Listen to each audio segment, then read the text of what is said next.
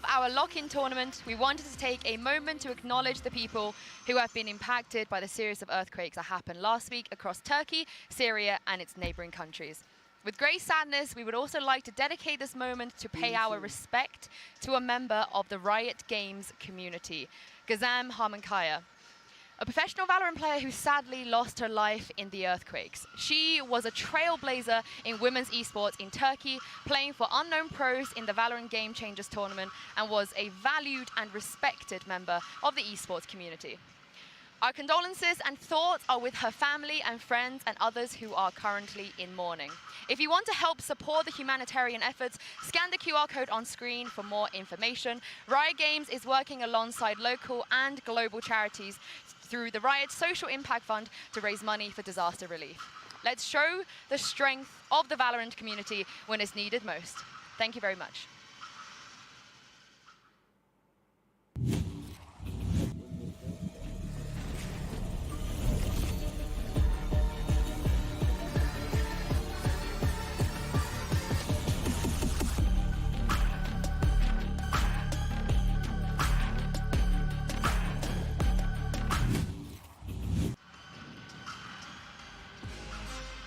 Ladies and gentlemen, Valorant is back, and we are kicking off the year with a bang! 32 teams will debut on the world stage and make their first steps towards a champions run. Hello everyone, and welcome to day one of Lock-In, live in Sao Paulo, Brazil. I'm your host, Yingsu, and joining me for the first big, massive event of VCT of 2023, it is Mimi and Achilles. Welcome back, you guys.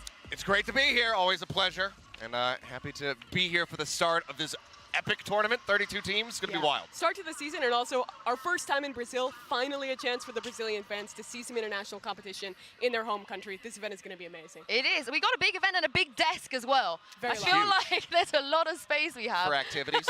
Yeah, and a lot of space we have to break down what's gonna be happening, because you guys at home, I'm sure you know, but we are coming in with a lot of changes and a lot of new stuff, a lot of cool stuff as well. I think we gotta break down the fact that we are gonna be playing this game on the latest patch. Of course, a lot has changed since Champions. It is going to be patch 6.02. And I also got to say, we have Chamber, who was really, really prominent last time, is no more. Yeah, they've done a pretty solid job at, I think, balancing out some of these agents. You can see the pick rates here. Chamber was picked in the majority of matches at Champions. That's gone downhill since to 0% at the most recent Challenger split in North America. And Fade 2, who was so dominant, has seen her pick decreased. I think we're going to get a lot more variety with these nerfs. I'm so saddened about Chamber. I myself was a Chamber abuser on the ladder, and now I don't have him.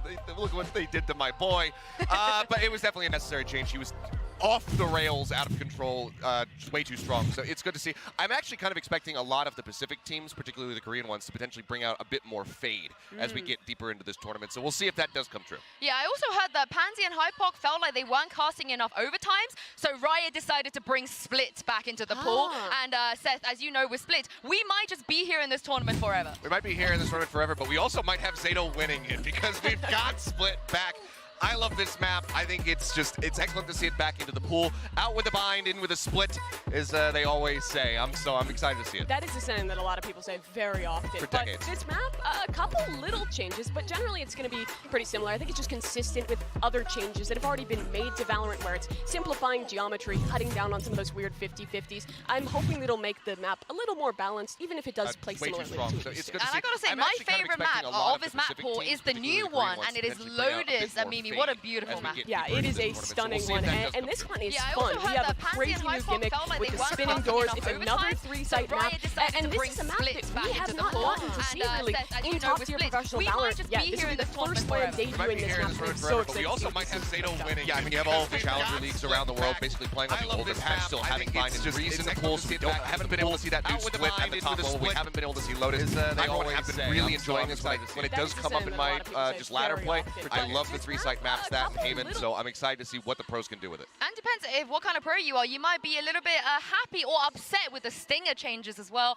The Pew Pew, Seth, is fans not pew-pewing as much? This one, I smile. I'm very excited about this one because the Stinger, out of control. If we could do something to the Odin next, that might be a good little adjustment. I know that Yinsu is not on board with that. But yeah, Stinger does get increased in cost by 150. A little bit of change to the damage ranges and whatnot as well in there. Just a slight little nerf because it was getting out of hand with these force buys. Yeah, we very briefly had the bad times where it was economically viable to just buy Stinger no armor after losing a round. Made it look like the previous Stinger meta, but thankfully that has been changed. So we should see a little bit more reasonable economic decision making. Bring back the Bucky meta. I like that meta. That was a fun time. You are just the weirdest person. Yeah, I know. Odin's and Bucky's. I like to watch the world burn. But speaking of a good time, we have some great players, some new players coming to this tournament, and some returning players. And Seth, I'm going to give you the stage right off the bat to give me your player to watch. And let me guess, is it a DRX player by any chance? It absolutely is a DRX player, and I think there's a couple different ones that you could go with, but it has to be the solid foundation for this team. It's Mako. The guy is an absolute god when it comes down to playing the controller role. We saw how pivotal he was to DRX's success, being able to break that 5th-6 curse, make it into the 3rd place spot at Champions. It was a lot of it on the back of this man right here. Yeah, this is the upward swing for DRX. Top 3 last time. They're one of those teams that has stuck together and kept the core of their roster pretty much the same. So it's going to be really exciting to see this guy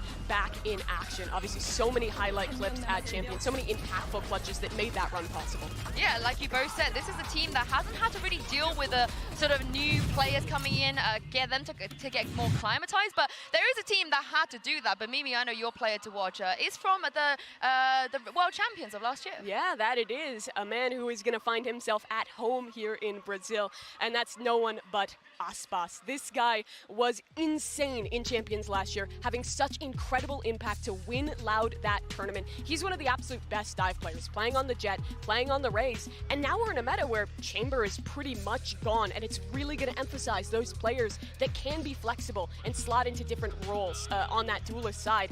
And on top of that, he's playing in his home country, right? Yeah. We saw how much that charged up Alpha Year in Turkey. Now this guy is at home in Brazil. It's going to be electric when they do finally take the stage. Unfortunately, that's on Wednesday now, not today. But when it does happen, it won't.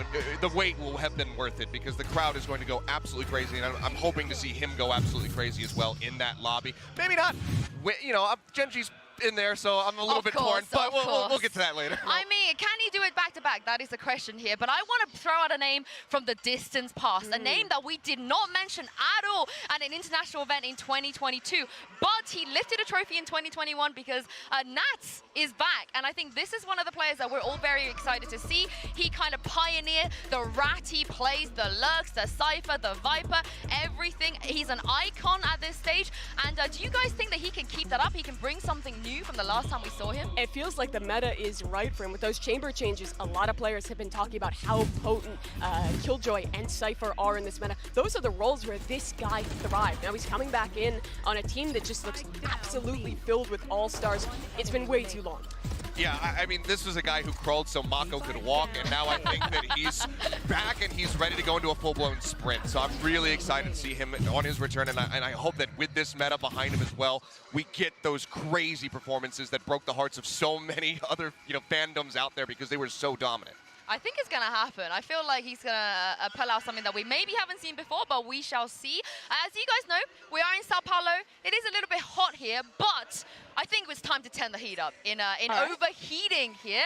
I want to hear you guys' hot takes before the tournament has even started. We haven't seen a single map, but Mimi, give it to me. Pitch it to me. What is your hot take? That graphic doesn't seem safe. There's way too much going on. But I've got a good one for you. I've got a spicy, hot, warm take for you. And that's about a team that I think quite a few people have been sleeping on, and that is Evil Geniuses. I'm going to say something crazy. I think that this squad has a real chance of making it into top 4. Last year in NA, start out in Tier 2, make their way into the VCT, make waves there, continue to innovate and build up young NA talent. Now coming into this year, they've made even more changes. They've added some experienced players. They've kept their coach that did so much. We'll just talk about the 5. You know, they might have to roll up in their clown car, but the core is the players that we want to focus on. I think the bracket is right for this team to make a run. Okay, I'm feeling a little bit of the temperature rising, but you guys, anything better, Seth? Oh yeah, I'm about to drop like the bomb hot sauce on you. 2 teams from Korea are going to be in the grand final. It's going to happen.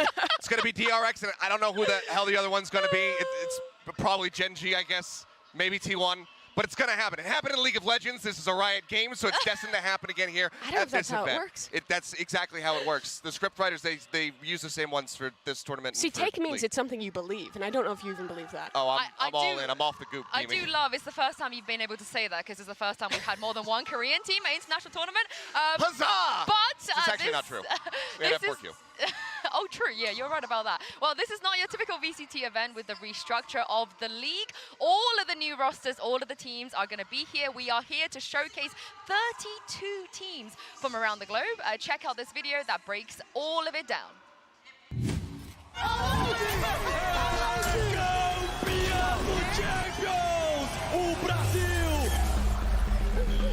Hello, I'm Tichinha, shoutcaster in VCT Brazil, and welcome to Lock King, the first global event of the new Valorant Champions Tour. Over the next 3 weeks, 32 teams will battle through the biggest tournament in Valorant esports history. Ele quer demais e tá lá! Every team from the Americas, Pacific, and EMEA leagues will be in attendance, as well as 2 representatives from China. Meu Deus, o perigo! To secure victory, teams will have to battle through a gauntlet of matches where there will be no room for error. The concept is brutally simple, a single elimination bracket all the way to the top. Teams will be drawn and placed into 2 groups that will build each side of the 32-team bracket. Meu Deus! It's best of 3 up into the final 4 and best of 5s to close out the tournament. Impressionível, Luke! Joga o a chance do clutch! Olha aí! That's it, you're not gonna want to miss a match. É top 1 do mundo! Meu Deus, meu amigo!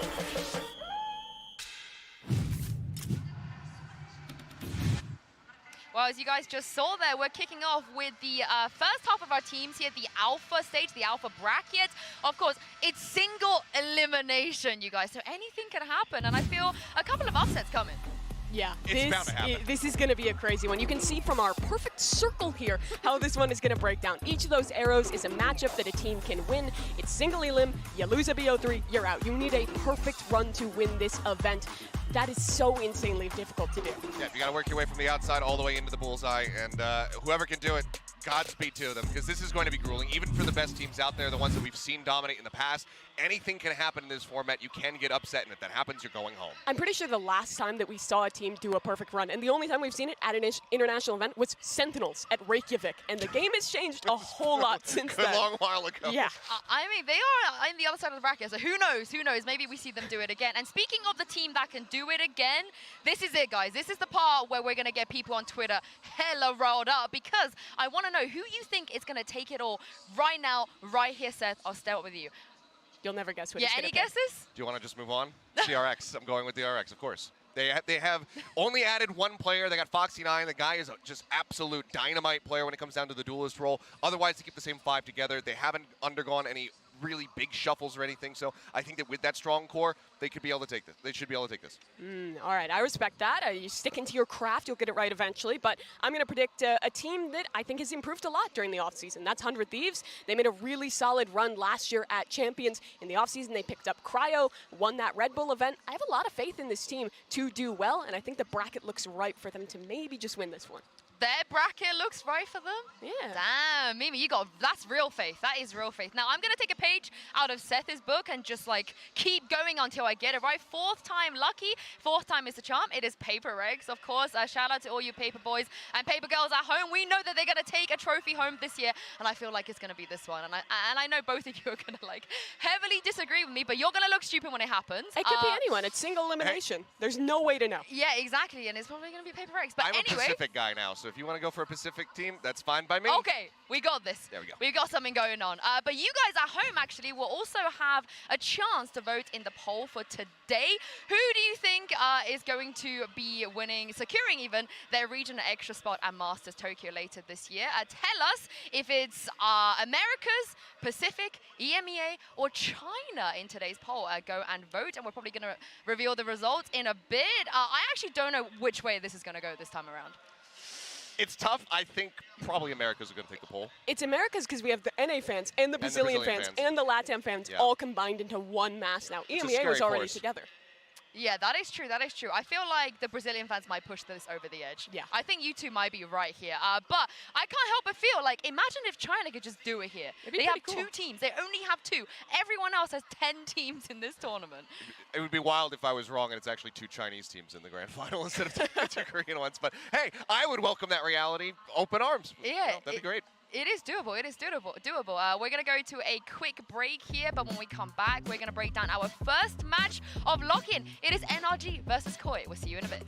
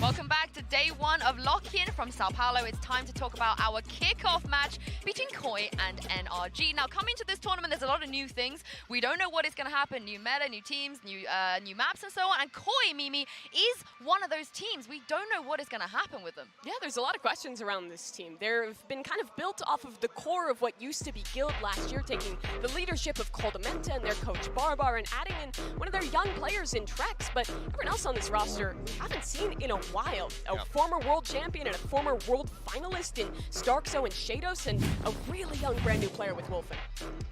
Yeah, I'm curious to see how this is going to go, because aside from Wolfen, they're very much known quantities. Like you said, a former world champion, former finalist. There's a lot of experience on this team. But sometimes when you assemble parts this great, you can't quite put them together correctly. So I'm hoping to see that they've been able to do that and that they can get Wolfen up to speed as well. Yeah, and we have not seen them play at all in the offseason. So this will be the very first match for this team in their form. Well, this is the unknown entity you guys have spoken of, but there's one thing that is known, and that is Coldamenta. He rebranded, guys. That's not a me joke. But when it comes to Coldamenta, Mimi, look at this track record. Yeah, he has a fantastic record at leading teams to qualify to big international events and doing well in them. He won the European Masters way back in the day. He's brought a team to Berlin, brought a team to Copenhagen, and now he's doing the same here with Koi. Yeah, I'm ready to dive in and see how this is going to go. Because coming into this, I've talked to a lot of players. Like, how do you think this matchup is going to fare? How do you think that Koi has gotten things together? And everyone's saying that they look incredibly good in scrims. And a lot of that has to be Coldamenta being the cement to really just bring this team together. Yeah, and I think it is kind of interesting to parallel the story, because at Copenhagen, Trex was that brand new young player coming in. Koldo was trying to get him into a place where he could compete well at that tournament. He popped off, did amazing, and now it's going to be the same thing here with Wolfen coming into his very first LAN. So I think a lot of pressure is on Kolda to mold these strong pieces into a great team. And speaking of Coldamenta, he is with Shados and Brandon Sideshow as well right now for a quick catch-up before lock-in. Check this out. Hey, Brandon Sideshow here, joined by a couple of players from Koi. It is Shados and Coldamenta joining us here for an interview. First of all, thank you very much for sitting down with us. And the first question that I want to ask you is, we saw a tweet right before the tournament began from Ibe, boss, co-founder, you know, streamer extraordinaire. And I got a quote here. He said, "Warning, Caparina. Warning, Carnival." Does he have some reason to be worried about, you know, what you lot are going to be getting up to while you're here? I mean, no, I don't think so. I think he heard me saying on a stream last night, because I was on the stream live with the Sergio Ferra. He's like one of the content creators for Koi, saying that I tried the caipirinha, but only once, you know. Right. I said it was pretty strong, and I think he heard it, and that's why he said on Twitter afterwards. Yeah, he was very determined that you guys are going to be try hard in the practice, try hard when it comes out on stage. I saw your follow-up tweet as well saying, "My boss is just my dad." Yeah. That's like a Spanish thing to say, you know, like my boss is like my boss, you know, like my father, yeah. So I was listening to a recent interview with Starkzo, and he was explaining, this was a couple of weeks ago, that your team was still experimenting with what roles you were going to play, that kind of thing as well. Is this going to just end up being like a sub-goal or a poll or something that you just come in, you roll the dice, see what happens with the roles? Or have you actually got them cemented heading into the event now? You want to answer? In my opinion, I cannot answer on this question because we will see on Sound Power if we playing good on these roles. We will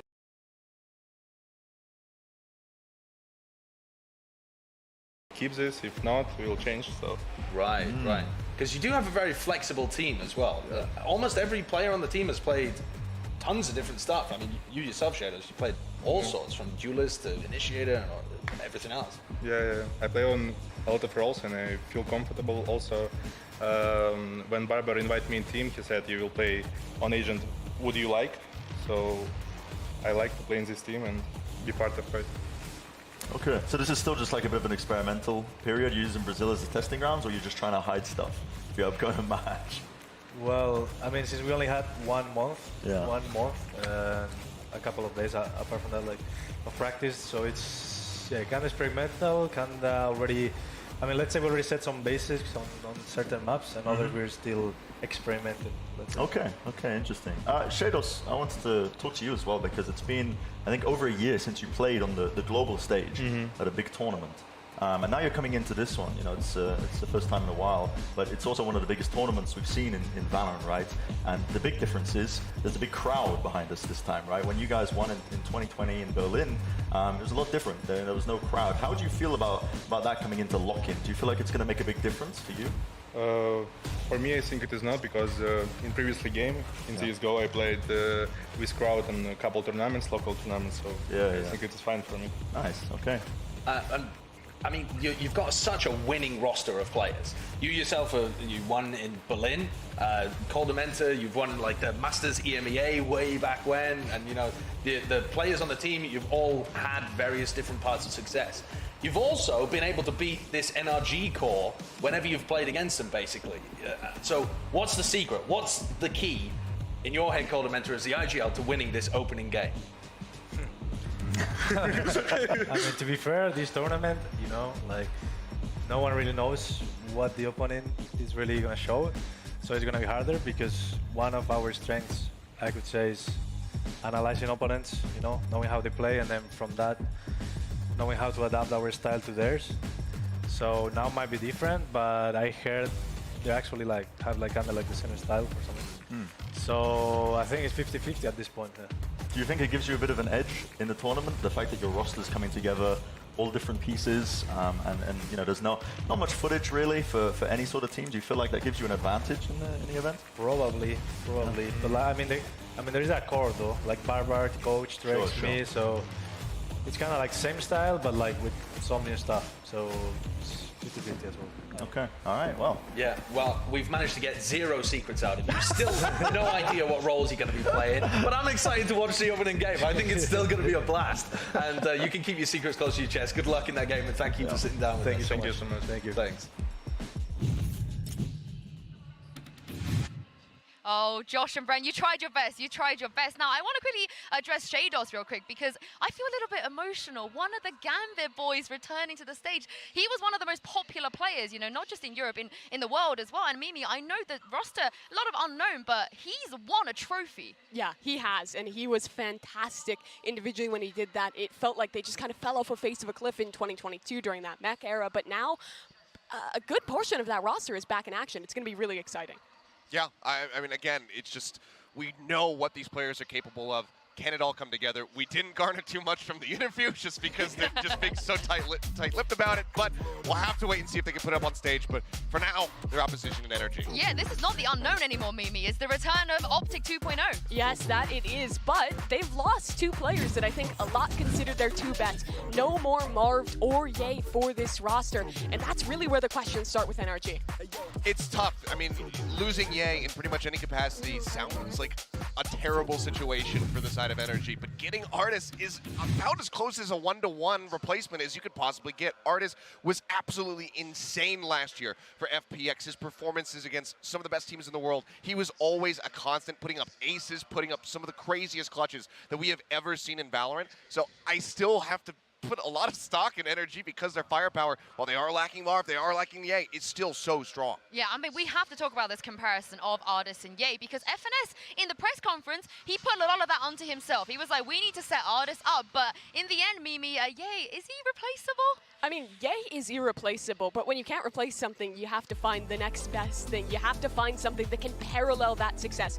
Ye and Artis are not the same player. They don't play the same agents, the same style, but they are both world-class individuals. They are both world-class duelist players that can take over the server. So, the biggest question for me is, how is NRG going to adapt? They built so much around Ye on his chamber, having Victor dive in to create space, to give Ye those openings.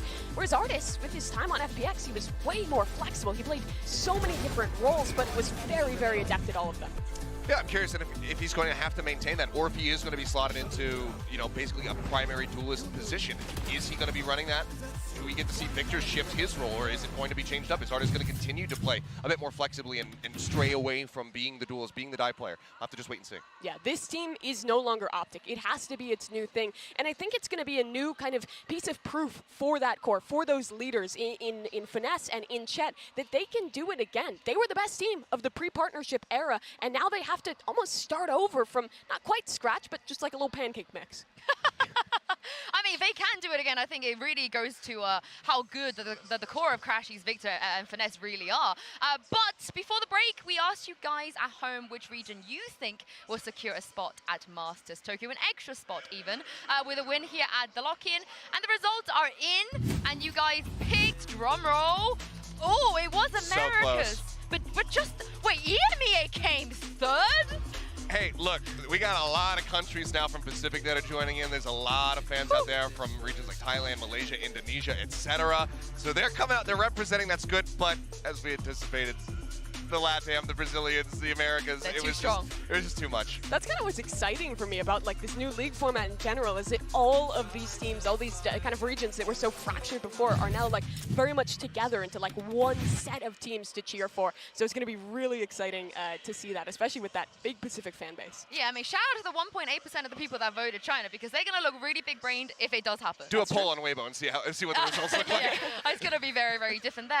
But just before we get into everything else, I want to quickly talk about this NRG versus Koi matchup again, because do you see it as of like a team that we know exactly what could happen versus a team that we literally don't have any opinions on? Or is there somewhere in between? I think there's about an equal amount of information on both these teams. They're both coming in with a core, with leaders from a previous roster, but they've brought in a lot of new players that I think will fundamentally change the way that they are playing Valorant. On top of that, it is a brand new meta. I think anyone that is looking at that event, looking at these teams and being like, hey, I know exactly how this is going to go. I know what's happening. Like, it's just foolish. These guys could all pull out anything. Yeah, I mean, I think that I give a bit more credit to the foundation that is there, you know, coming over from Optic for NRG, slotting in the firepower of Artis. But at the same time, when you're going up against a team that you don't know much about, that you see these players, you know what they're capable of, you see the accolades they have accumulated for themselves in the past, and then you don't really have that much of an info read as far as what they're going to be playing, what maps they want to go to.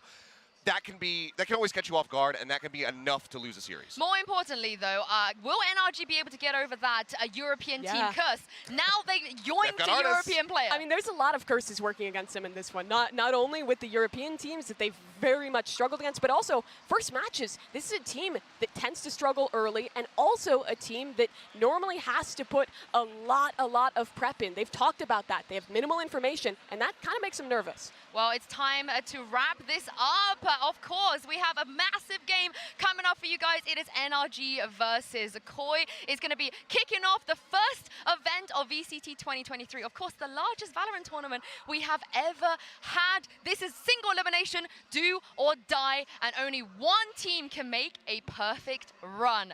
Lock-in starts right here, right now. Let's go, baby!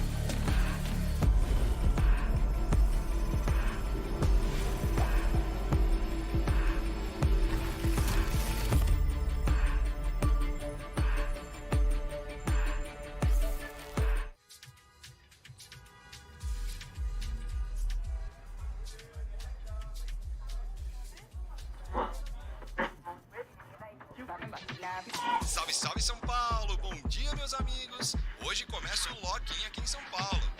A paixão pelo Valorant Lock-in nessa cidade é irada.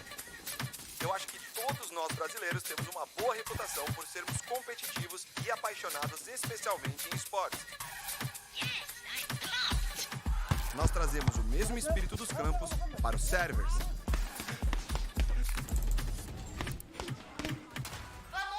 Nós estamos super felizes de receber aqui o herói brasileiro Hit do MIBR no estúdio para falar um pouquinho sobre isso. Fala, Tichinha, mano, beleza? Tranquilão? Ô Hit, você deve estar muito empolgado para jogar na frente de toda essa torcida, não é não? Pô, os fãs vão ir à loucura e eu tenho certeza que a gente não vai desapontá-los. Então esse ano, Lock-in Heat.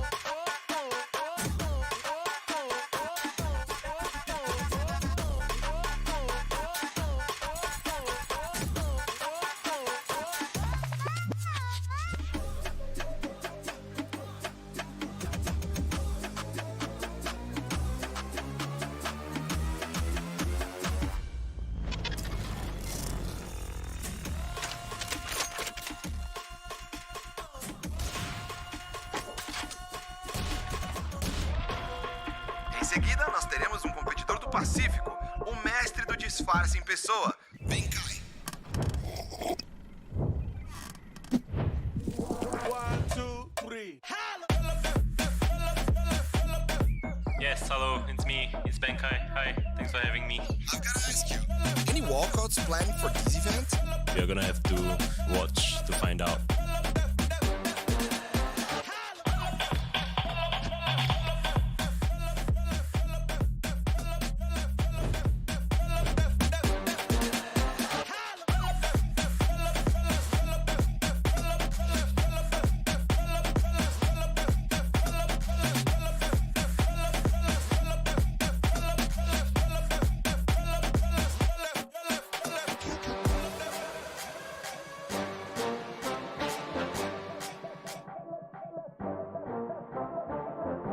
A região da China emerge aqui no Lock-in, mirando o trono. Eu tô aqui com Ei.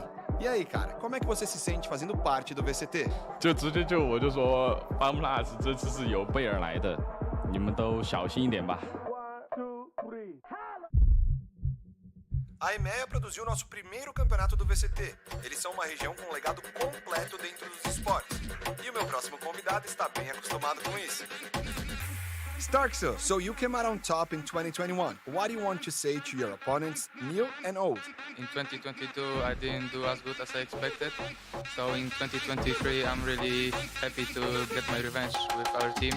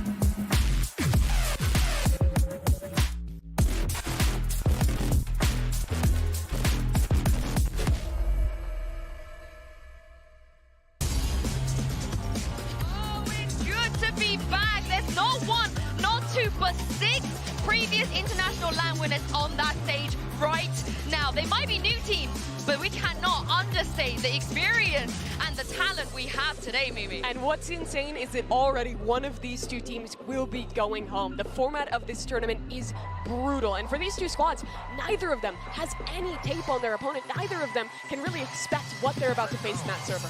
And I mean, that's just going to be a recurring issue for pretty much all of the teams here. There's so few that have tape that you can really trust because there's been so many roster moves. but I love that. I love everything about this. The stage design, the wire frame, everybody's walking out together. It's absolutely wild. It's also great to see artists get a really big cheer for the Brazilian fans. So clearly has been turning heads across the world with his performances, and he's going to be looking to do that again here today for NRG. Yeah, I think a lot of the onus falls on Artis. He is the guy they're looking for. You are replacing the guy that is considered the GOAT. Stepping into Ye's shoes is not an easy task. Yeah, it is not indeed. And of course, we already heard a little bit from FNS that NRG, they rely on the heavy prep, the preparation, and I wonder how this map veto is going to go when they have no idea what Koi could be pulling out. Yeah, it is going to be interesting to see. Both these teams, we have cores, they have maps they used to ban, but that wasn't really common for that old Optic core. Ascent will be gone first. Taken out. It's going to be split. Okay. Wait, I'm surprised about that. Yeah. Lotus is in. I don't think anyone is going to pick it, at least not for the opening match, but it would be wild if that does happen. I'm anticipating a second round ban. Oh my goodness, NRG have picked Icebox. What is going on? Yeah. That's not expected. No, back in the Optic times, they were not very good at this map, so they're kind of throwing a loop into this one. However, old NRG, the Som era NRG, actually really loved this map, and I think Som traditionally as a player has always performed really well on it. He's got a lot of influence. If he was able to swing them into Icebox just alone. They haven't played this since July against FPX. So the last time they did play it, they were playing against Artis, and that's when Victor was trying to play Neon on Icebox. And it was never good. Yeah, it never went well. And Lotus is out. So we get Pearl. We're going to get Pearl, yeah. Yeah, I think that we will see a lot of teams taking the veto like Koi, where you're just getting rid of those two, I guess Split's not new, but the newly added maps into the pool with Split and Lotus. It's going to be so difficult to have a full 7-map pool heading into this tournament. The practice time just wasn't there for most of these teams. I mean, with single elimination, you don't need a 7-map pool here, really, because you might not end up even playing that many maps here. I think it's smart they're avoiding the Lotus and Split here, but as we head into the Prime Gaming Agent Select, as you guys mentioned, Optic, they tried everything on Icebox and nothing ever worked. I'm curious to see what they have to put together here, and also just, what is Artis going to be playing? Eyes are on Artis right now. Yeah. And we'll have to just wait and see. Wolfen has gone in with the Jet. They've put Wolfen on the duelist. That is an interesting one to me. I think with this map, you're almost always expecting Killjoy, Sova, Viper, and Sage. Those are just like the required agents. That fifth, you can kind of play whoever you want, whoever you're comfortable with. For Wolfen, that's the Jet with players like Starkso and Trex on the team. I don't think most of us saw that coming. And on the other side as well, it's actually going to be Artis playing on that Sage. Makes sense. He'll have the option to opt there on the defense if he wants. It's kind of a role you can do whatever you want on, as long as you're getting those plants down. But yeah, I mean, we're saying, is Artis going to be playing the duelist? Is this going to be Victor? It's going to be nobody. So it's crazy to see, but there's a lot of control. There's a lot of tempo control that NRG can have with this comp. Yeah, for NRG, their opening match in Copenhagen, when they were Optic, they lost to the core of this squad. It could happen again, and that would mean they go home. Oh, some new stuff here, guys. I am so excited, and also very excited to bring some familiar faces back to you guys. It is, of course, Pansy and Hypok to take us through map 1. Yeah, it feels like it has been way too long since we've seen this caliber of game. And right off the bat, Mike, I mean, this is going to be a single elim for one, and the pressure is on here. Let's go right into it, right? Let's talk the core three, right? Yeah, let's just get into it. If we look at these two teams, it's hard to not touch on NRG's core coming back into this, right? Yeah, I think you can't really ignore that at all. Just to touch on the veto as well, I'm glad please, go ahead. There was some reaction to the Icebox coming through. FNS, bit of a love-hate relationship with this map, but coming in with a super safe comp as well. So curious about the application of Artis coming into this, and we can kind of delve into that a little later on if we do see a composition change as well. But this feels like a little bit of a safe start here for NRG. Maybe anticipating Koi pulling out some sort of, wizardry to get things started in this series. And I think coming into this tournament, there's two ways to go about it. You play safe, you play to your strengths, you have the core three there, you play a safe composition, you run the maps you know, which I think NRG is the best bet to go for, or you go for curveballs, you go for surprises, you play cheese. I mean, on the flip side of that, we've got Wolfen coming in on the Jet. Wow. And again, with this composition, there's not really a massive support system in place for him. So this is, I mean, you're thrown in at the deep end against a team like NRG. Huge. And you've got to step up here to be the Jet here. Well, we're starting 2023 off right. You know what? I missed you guys too. You put that up for us. Appreciate it. Let's get it right, though. We don't want any issues when it's single limb, right? Dude. You don't want anything going wrong. So let's then kind of flip the scope, right? We kind of started with NRG, which I think is a fair assessment when we look at that roster. Some of them, of course, walking away in that podium position not too long ago, right? Hey, I mean, most people are going to look at this on paper as, this is NRG's game to win, right? I think it's theirs to lose. I literally was about to get to there, really. Koi have the potential to cause a real upset here. But proactive beginnings. I love this mid-walk coming out. The knife did connect as well, so a little bit of information, but do they expect an actual bit of presence off the back? They will be warded away for now, so they are going to have to somewhat reset here. Yeah, interesting that they follow through on that. Obviously, Shados' position key in terms of shutting that down, but already a heavy lean towards B here for NRG. Full faith in the singular player of FNS to kind of lock down that A site. Feels no pressure yet, so he's just fine. And they're going looking crash. He's getting curious, and the swing on the corner. Perfect. Wolfen wants one, trade down, back and forth. Trex stands for two, but quickly goes down. And it looks like NRG want to send a message early. And the timing on that was perfect. The flash comes through just as the orb drops from Som. See, Victor got to be careful here. The wide swing. Coldamenter isolates the first, but Som good for the trade. Shados, come on. Find a response. It's a Killjoy 1v1 here. It's your dream come true, Mike. Old Tommy the Tarmac going to be coming up now.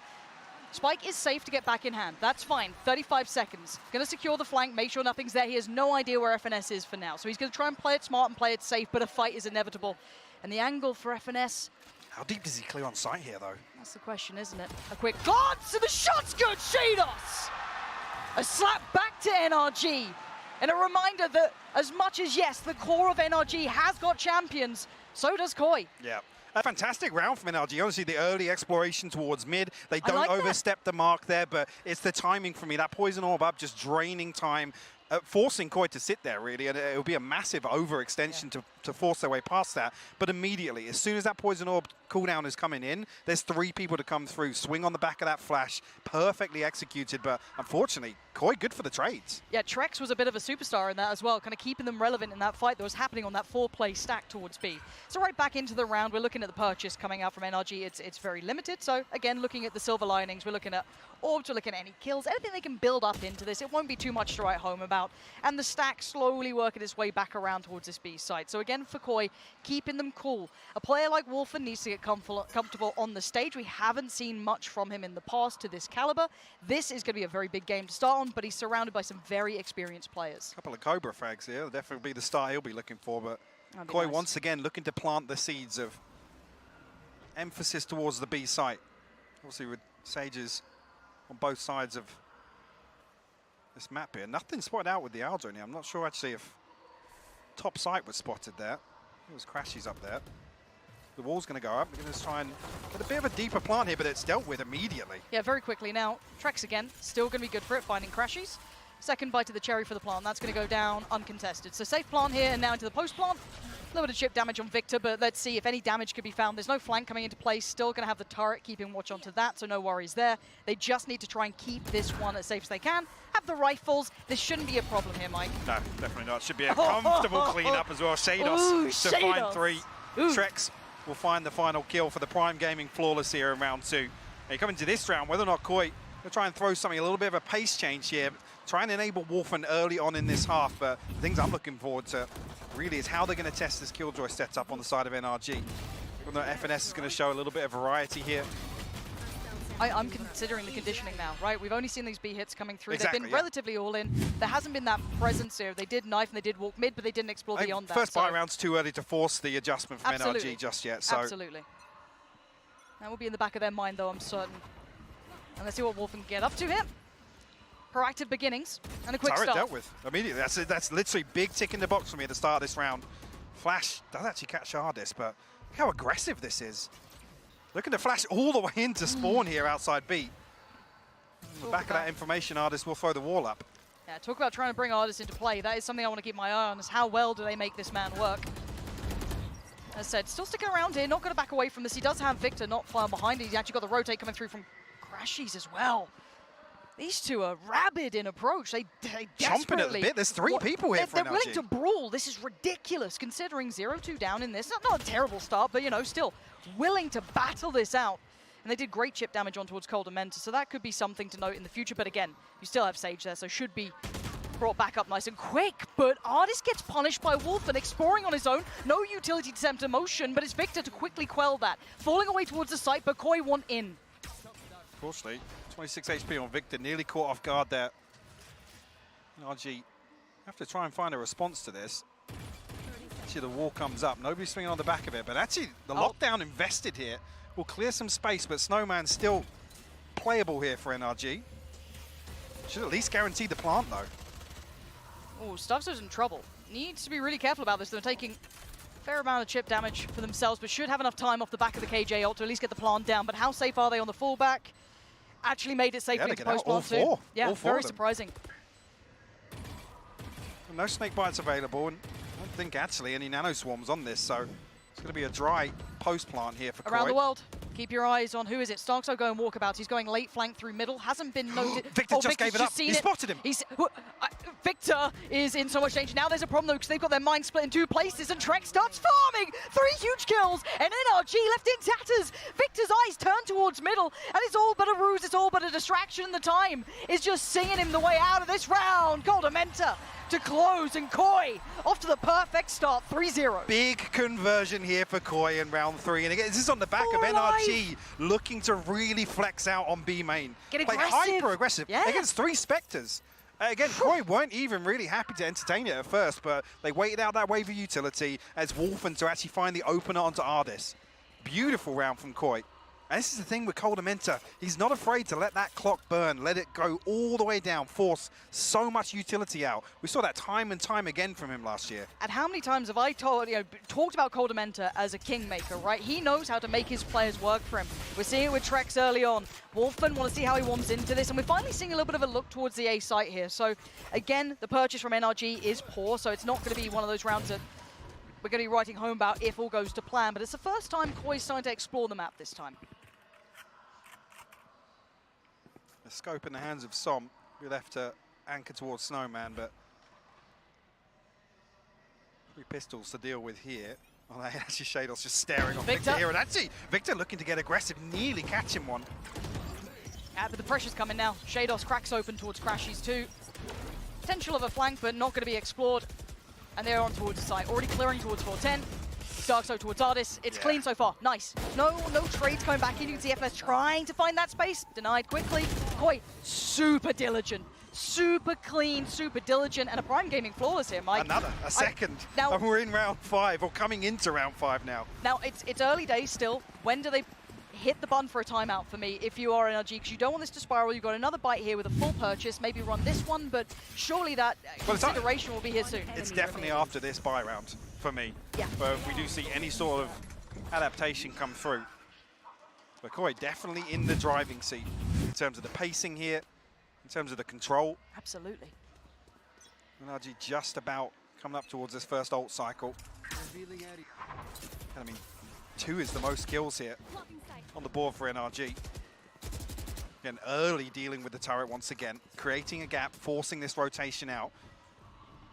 I think Koi are going to very quickly drift towards A here.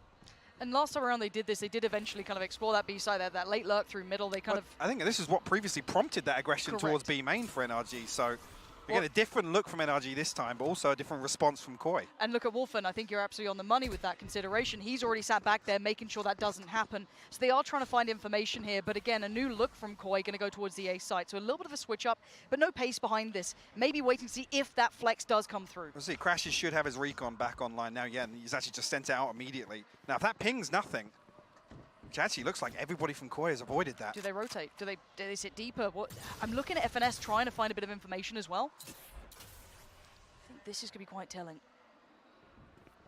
Nothing still. Should hit these steps though. It's huge. What a swing from Wolfen as well. You felt as though Ardis was good for that crash. She's still standing. Don't know how.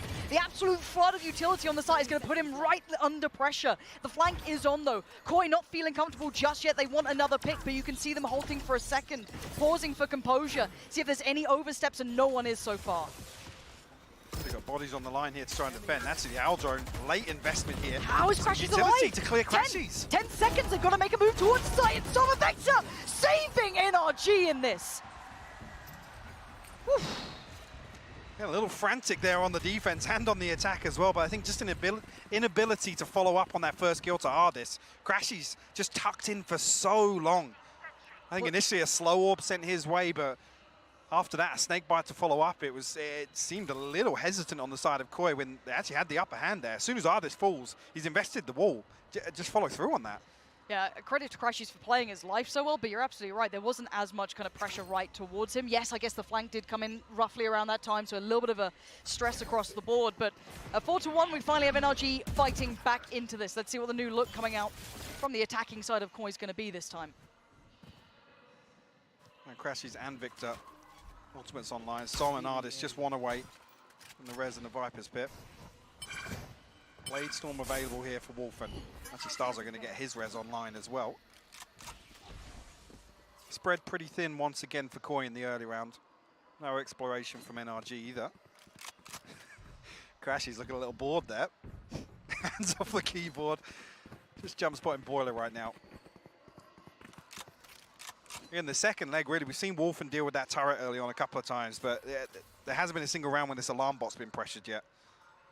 That's one of the things that's going to be the key part of this Killjoy setup. Once again, Ardis and Crashies potentially going to be tested here on A site. Victor drifting this way as well. Such close contact as well. That's the first bit of utility fully invested, and they're already on the site, essentially. Really sitting deep now, NRG. Didn't want to take that risk after Ardis lost his head in just that prior round, but still, one going to come through, and Trek's on guard duty. Takes down Victor. Crashies with a whole lot of info, but not a lot of ability to really do much about the pressure coming on off the back of it. So again, spamming in. Ardis takes a little bit of damage himself. And they're looking for that first step in on this retake, and it may be off the back of this Hunter's Fury coming through, and absolutely maybe now. Trex goes down, but not before he actually managed to convert onto Victor. The timing, FNS! He's made a bit of a meal of it. This could be deadly now. Problems are plenty, Mike. Does find it though. Cold Elemental will fall here. FNS, can he find anything else? No. Starzo deals with it. Trax finds a follow-up. Wall's still available for Ardis, but man, there's just not enough left to fight the numbers of Koi on the site here. Again, seemed like almost a dry run of the previous round, but a much deeper setup here with Crashies basically playing off that Hunter's Fury. Victor gets here just as he pops the null command. The wall's already up. Starzo's already got that wall against screens, so there's no threat to sight. A little strange to watch that. Again, this is no pressure elsewhere on the map. This time the turret wasn't dealt with in Kitchen. There wasn't really any indicators of presence anywhere else for NRG. Felt a little scrambled on the way back in there. And I'm happy to see a timeout called now, because I think we want to bring into context that there's only so many times we can say this. Single limb, of course, but this is also NRG's map choice.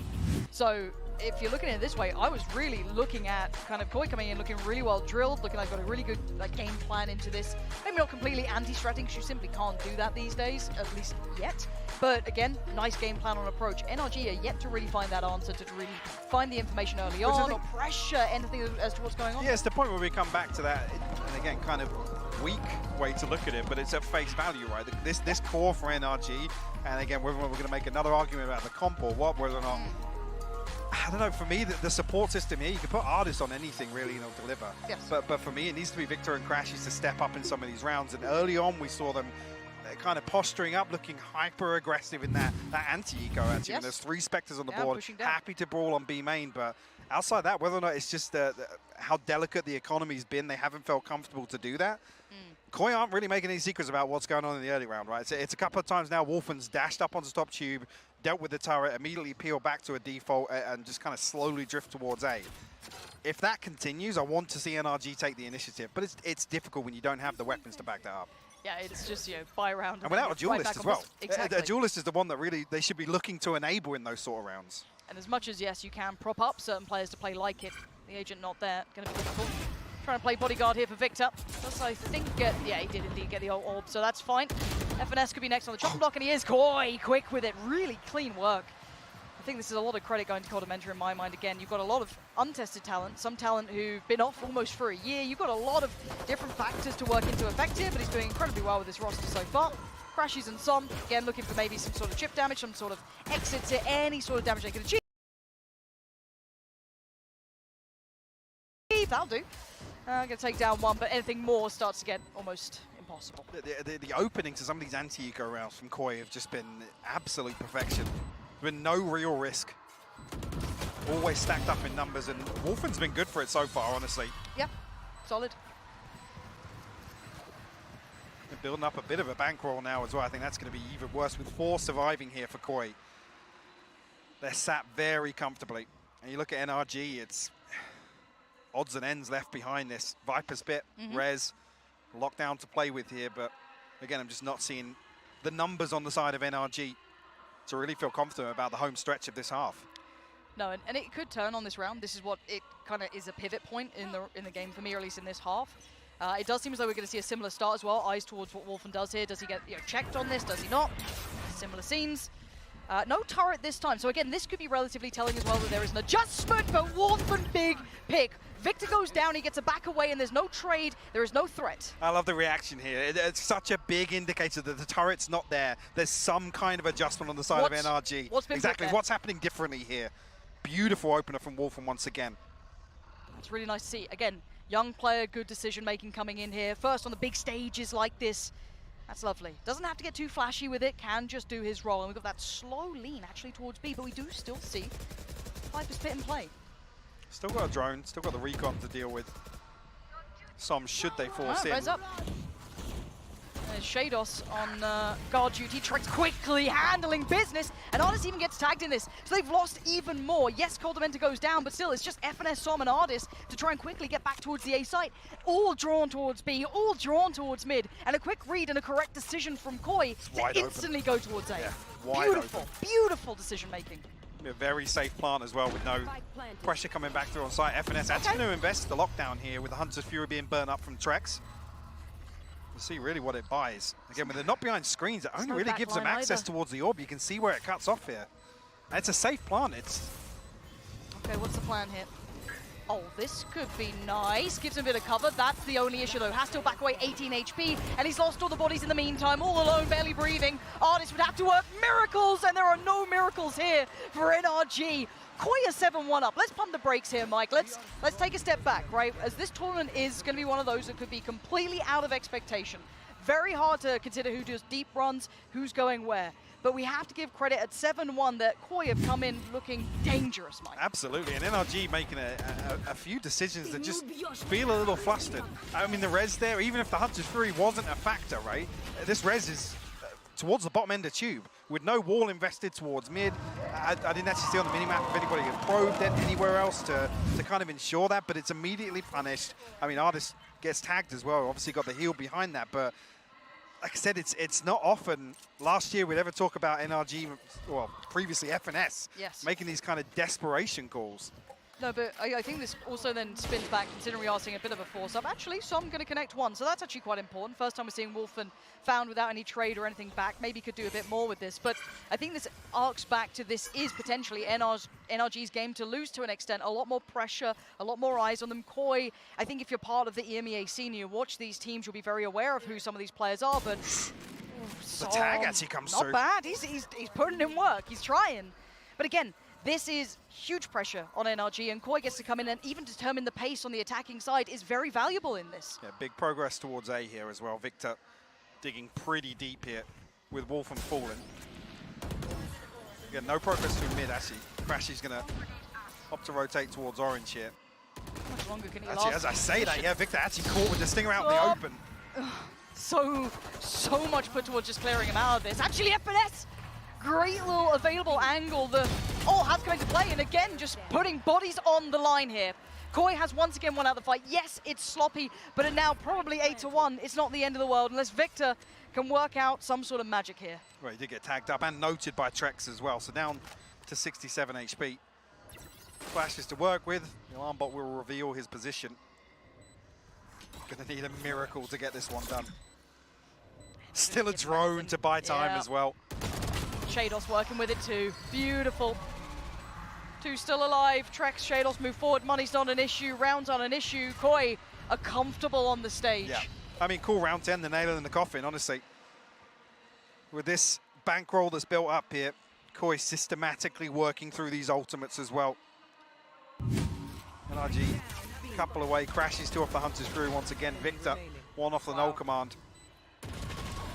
Yeah, I've got to say as well, for me, Trex and Shados, outstanding performance so far. Yes, Shados is 12-1. Yeah, What? Shados is having a game. And he had a good beginning, call it what you want, when they had the economy in their favor, but even into the buy round, it's been super influential. Early attempt, a little bit of a catch there towards the orb, but again, just going to keep map control for now. But a massive rotation. You've got 4 players on A here. I feel a little bit like it's time for NRG to try and take a fight here. That might be why we see the numbers committed towards A. Artist actually with an op in hand. Could be big. You need something to make the difference. Throw a spanner in the works. We know what he's capable with this weapon. There's not many like him. The man he replaced is one of the only other few that you could argue. But again, 3-9 quiet performance here so far, but not really an individual error, I feel. It's just a game as it is. 50 seconds now. Running down the clock quite low. And they're going to be walking into a substantially larger amount of presence. First time we're going to see the 4 players really posted up on this 2. Artist first contact. Wins that fight wall. Gets committed, doesn't get on it himself though, so has to peel away from this. And actually an early read from NRG that this is going to be a rotation. 30 seconds. I mean, 30 seconds left here. I don't think they're going to beat NRG to this side. Obviously, some tucked all the way into Snowman. I love Victor backfilling this super quick as well. Immediately. Safety, making sure it's not going to be a double pump, a double fake. No, it's going to be now red alert to Som. Do what you can, buy us time, buy any seconds you can. Plant's going to come in, does it get stuck here? 10 seconds now, it's down, it's safe. Into the post plant, crashes, handles Starzo. Now down to 3 players. What more can these 3 do? I think I heard the Viper's pick committed. Yeah, Coldamenter's popped it. He's popped it, and rightly so, but Victor on the flank. This was happening a long time ago. Artist still popping off shots, finds Shados. Down to Coldamenter and Trex here. Close on the side, and Crash is trying to reveal him. Crash is going to get Trex. And now just Coldamenter, and he's dealt with. Finally, NRG stemmed the bleeding. But is it too little and is it too late? I said for this to go in Koi's favor would have been the nail in the coffin for me. Again, it will be nothing short of a miracle. They can close this out with the best possible result. It was a prime gaming flawless for NRG to get back on it. Definitely didn't. So scrappy. Wow. And a timeout now for Koi. So maybe let that one breathe a little bit. Just let it settle. They're not under any pressure right now still. Not really any bad decision making on the side of Koi here. This just felt a little more of a, I guess, a preemptive rotation coming through, and NRG happy to kind of commit to some of the information they do receive. Obviously with the Owl drone coming through, the knife actually following through, I think pinging 2 from Victor. The Owl drone being there, they know it's 3 or 4 behind there. And I think that's the point at which they say, yeah, let's commit to this. This is posted up. Yeah. He wins those all days long. If there's no flash to come over to actually get Wolfen in a position to swing that's when you know, this is always good for that one. Yeah, he's not going to miss that absolute city. So good to see him finding that, and then the knock-on effect of it. Again, good stuff. I've got to say, the crowd here pretty lively already. It's a pretty small start to it. So, first game ever coming out here. Crowd's lively. Kind of liking it. But all said and done, Koi now with a chance to maybe hit that adjustment. Now noting that Artist will probably have the operator still in play. That's going to be a factor. How do we approach this? How can we maybe facilitate Wolfen a little better in this scenario? Or do we look somewhere else? So again, they're being on the Sage. How kind of mobile is he going to be around the map? Seeing immediately him make his way towards B. If he's going to become the B site anchor with this operator, it'll be a big switch up for NRG, enabling them to find something elsewhere on the map. You see Som making his way over. First time we've actually seen mid-intention here from Koi. At least with a couple of bodies, it's usually Wolfen to just find that turret. Slow creep behind the orb. Yeah, they have not done this walk before at all. So the fight will be towards FNS, if anything. 3 players there, and this hasn't happened yet. This timing can be really uncomfortable. Now we'll get the early warning signal, but beyond that, it's really on him here. He can spam the wall off this alarm bot as well, actually.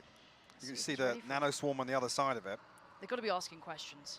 They've got to be. That timing's starting to get curious here. FNS still steal focus. He's going to hit the steps here, and now he's going to see the players. Falls away from this, probably rightly considered. Quick trade does take down Wolfen, but the site's now under scrutiny. We do note that, again, it was Artist who hit that early rotate towards the B side, but the fight in middle's won out by Starzo. And crashes on the quick flank is going to miss the vast majority. There's still 1 player even behind this Trex. waiting ever so patiently for his time. The plant comes in, the timing's atrocious. Trex gets it on a platter. Spotting out one in the second, looking likely. Trex, sharp as ever. And now it's just Artist, completely navigated around, didn't even get a chance into this round. I love that. How do we get around the up? What, we just play it up the guts, up middle. I'd love to accredit this towards the awareness of being, it's going to be on an extremity, right? Yeah. The weakness is going to be in mid. And what's FNS got to deal with is 3 bodies barreling into kitchen. Is that even here with the setup? They're stacked up as 3, ready to explode on the back of that alarm bot contact. We'll find a consolation, but only really revealing himself here. Prone to losing this now. Tracks on the first swing. And Shados picking up the slack elsewhere as well. Might even catch him. Gave it a good fight. Operator gone now. And the round back for Koi. Fantastic call from, I imagine, Coldament there. I feel like that's the first time we saw them up the guts. Timeout. They knew Straight what they were doing. Timeout. And it's not a bad call from NRG. By all accounts, you're only trying to play off of what you know and make that, maybe that next step reading, trying to place him into middle somewhere. But again, it's Sage, not hypermobile, not able to really get out of those scenarios. So again, you don't have that capability. So 2-9. Money, it's missing bits and pieces here. You can see Victor without armor, you can see odds and ends lacking, but Artist does still have the operator. So this time around, what's the plan here? They desperately need this third. They really do. I don't feel comfortable about this second half at all. 3 towards B main initially here for Koi. Coldamented to be the 4th. Shados is going to be on crowd control elsewhere. Victor looks a little curious. Towards Nest at least on A site. A pause for thought here for Koi. Hunter's Fury available. Rez available. The other side of things, FNS does have that lockdown and preemptively invested here with over a minute left on the clock. Just to force them back into spawn here, as, like I said, it feels just a little desperate. Don't really secure the space on the back of that. I'm really not sure about that one. No, I was kind of imagining if someone backfill it a little Exactly, further, yeah, take the space, force them even deeper. There's a pinch coming through from Victor, potentially with this aggression on A. And here's the burst again. Wolfen instantly going to fight towards Som. Som great dealing with the first though. Front line dealt with. Now you got to look towards who else is remaining. We know that Koi are running as a pack in this. There's 3 players who are the heavy hitters and they're mostly still standing. Som though yet to be cleared fully from this. Rez comes in. Do they get a partner? Huge from Som! Holding it down and giving NRG the finest amount of hope, the thinnest amount to work with, as 3 rounds is really the bare minimum. It's a fine margin, yeah, the bare minimum. Quietly on the other side of things, Trex has just had an insane half of Valorant here. Yes, he on has. Icebox for Koi, just such a consistent player. I saw him hint at this. Oh, it doesn't get much better than that, right? They line up for him. You can see a little bit of joy to close out the half for NRG. The consolation at least definitely needed that one. Yeah, might bring him back a little here, give him a little bit of that fire burning in the belly, because they definitely need a wake-up call. It's 3-9. And Chet's cracked a smile. First time in a while. First time in a while. But yeah, this has to be a rude awakening for NRG. It's do or die, bear in mind. This is still their map choice. They've got 3 rounds. Let's hand it back to the desk. Thank you very much, Pansy and Hypog. If you're an EMEA fan, you're having a great time. And we heard in the interview before the match started, Shadow said they had 1 month to prepare for this. And Mimi, this looks great for 1 month. It looked really well put together by Koi, and I was particularly impressed with just the half that Coldamenta was calling there. And one piece of that was kind of a piece of tech that I don't think I've really seen before on this map, and that was Wolfen's Jet consistently taking that control in mid and breaking the turret. We have a clip to take a look at of one of those rounds here, where as you can see, right off of the rip, well, we don't have it quite in here, but at the beginning, trust me guys, that turret was broken down by Wolfen updrafting on top of that tube. And in the late round, that meant that Finesse had to consistently be that guy, and here it is right now, who was locking things down, playing in mid. Normally when you play that Killjoy, you can kind of set and forget, set up that utility, stay in range, and you have that information. But Koi consistently denied that, meaning that for the side of NRG, they had to kind of constantly change how they were playing their defense, and when they were calling so well, it was pretty tough for NRG. Yeah, it was just all Koi in that half, but you know, going into the next half as well, Shados was on his debut on Killjoy, and Achilles, the guy on the other side, has played a lot of Killjoy. Yeah, this has been a pretty brutal, and unfortunately for Finesse, we're going to put them side by side. Shados has had a whale of a time. Round 3 already had the lockdown. They did have to commit it to be able to get that bonus conversion, but they made it work. They've been running away with it, and that's as an attacking Killjoy. Shados has been popping off for this debut pick, and for Finesse, we've been seeing, as Hypa called it, some desperate plays being made here, some desperate calls being made for this team that look very shaken up, especially in those first few rounds. I mean, it took until round 10 to even get an AWP into Artis's hands. That's something that you want to do as quickly as possible, and having to delay that until 10 is brutal. So we need to see a big step up here for Finesse. He needs to have a Shados-esque performance as he gets ready to go on this attack. He absolutely does. At an international event, this is the first time that this NRG core ever has picked this map, so we got to see what they were cooking. Yeah, they got the Night 3 curse, the EU team curse, the first match curse. Everything is against NRG right now, but Pansy and Hypok, they do have a chance to pull this back.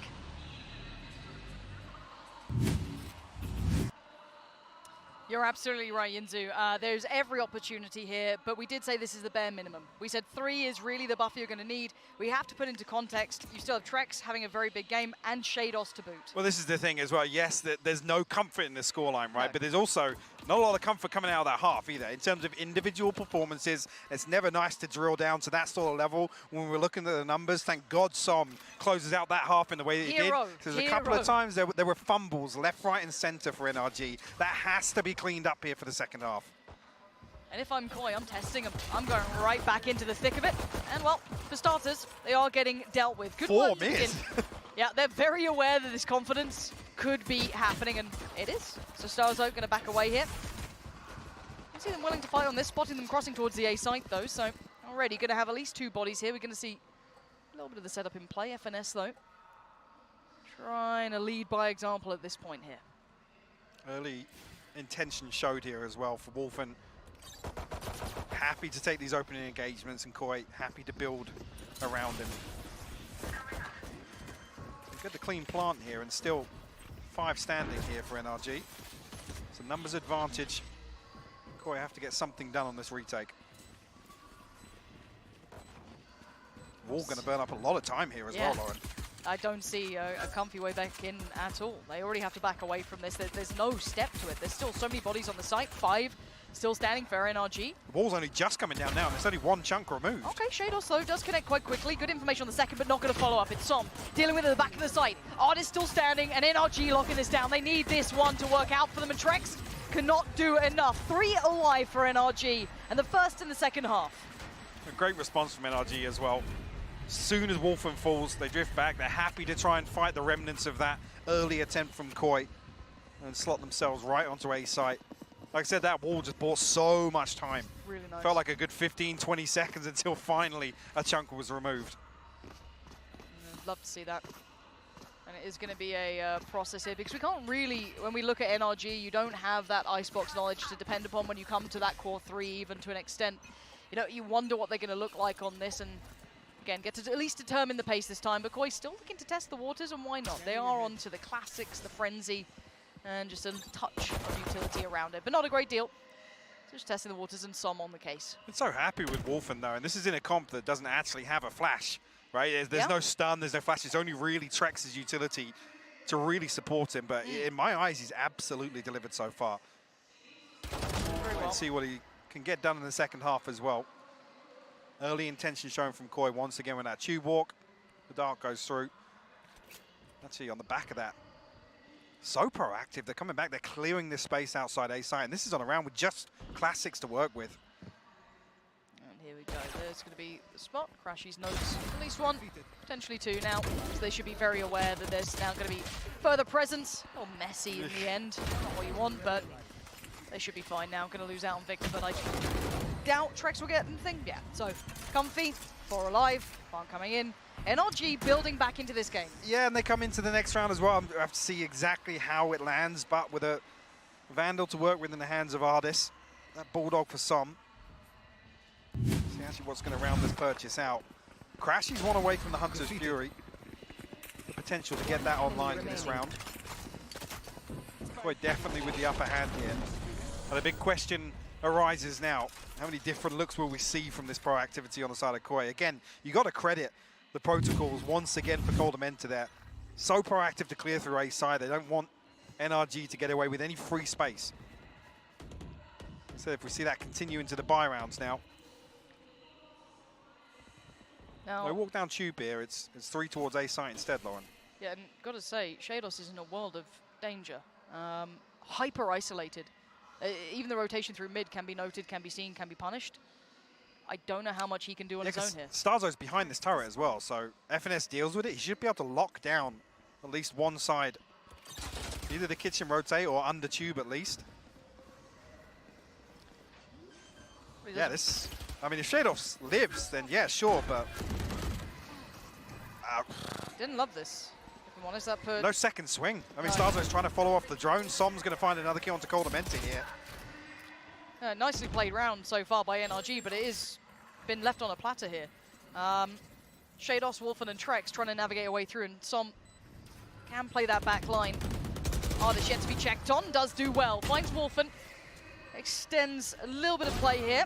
3v2, and Som, perfect timing. Lovely approach there. Buys a little couple of seconds as well. Going to be a nuisance, and Shados not being given a fair fight. There isn't one to be had.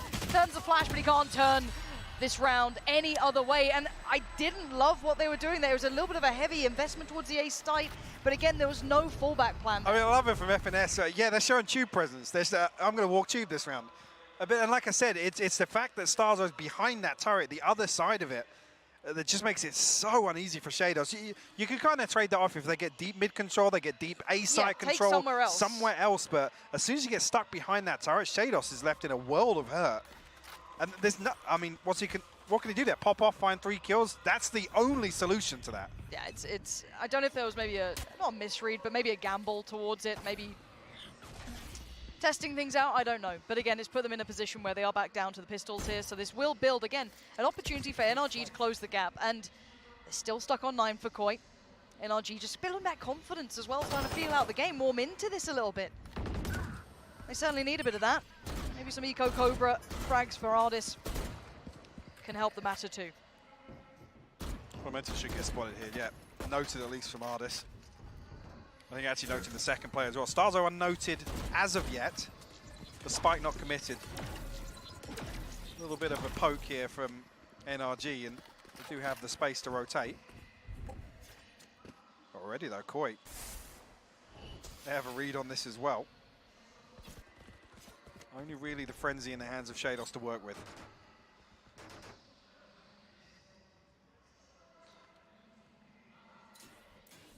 As it stands, NRG is still stuck towards B long, very methodically working. They do still have utility to clear towards site as well. 30 seconds. But it's the time. It makes me nervous, even against these pistols. One player drops, Spike gets lost, Util gets burnt up, 25 seconds now. Mike, this is running down to the wire. Som trying to do his heroics once again. Wall goes up.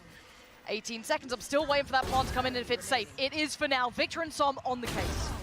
Right, but Som actually the one to find that crucial kill to open things up and closes out with 3 for the Prime Gaming Flawless. And a little more confidence in their step now for NRG. Som actually leading the charge here, 17 and 9, top of the scoreboard for them. And this ultimately is the buy round that gets them back to a tight scoreline in my eyes. You've got to say, heroic. Yeah, actually, maybe behind this purchase, yeah. I mean, other than the operator purchase, Wolfen won off the Blade Storm. There's a chance to scrape together maybe some rifles in the next. This is a big one for NRG, actually. Potential to get everything online in terms of this ult cycle. But Hunter's Fury and the Viper's bit available in this round for Crashies and Som. They're implying pressure in middle as well. You've just seen the Aldrone go through, and Wolfen's waiting with that operator.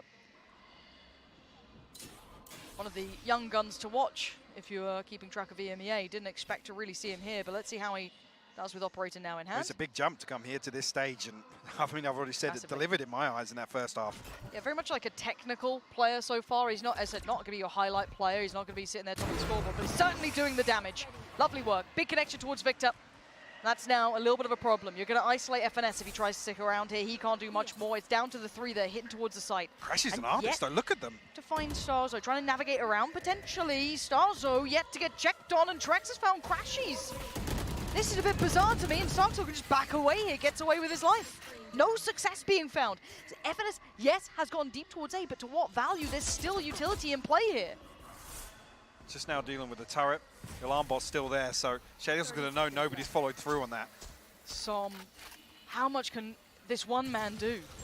This again is calling for such a huge round, and he's actually in the right place for it. Gonna find Cordamenta. There is a second on the site as well, but it's gonna be Starkzo just worming his way around trying to find the angle. He gets it, Koi! Huge punish. Denying Som, denying Artis, and they noted earlier where FNS was. They are gonna sit on this one. The smokes are coming in. Starzo is safe, and it's 10 for Koi. Great response here in this round, but NRG creeping all the way up onto B side. I think it's only that recon from Trex that gives that away. It almost felt like Crashies had a free clearance with that Viper Wall being up, as Starzo hyper-focused towards B main.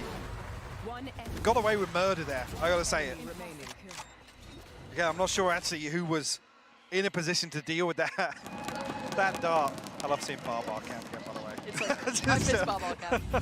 Great to see it. But yeah, it's only that recon that gives things away. So great timing from Trex to really bail Starzo out in that regard. But the only ultimate missing now for NRG, the lockdown.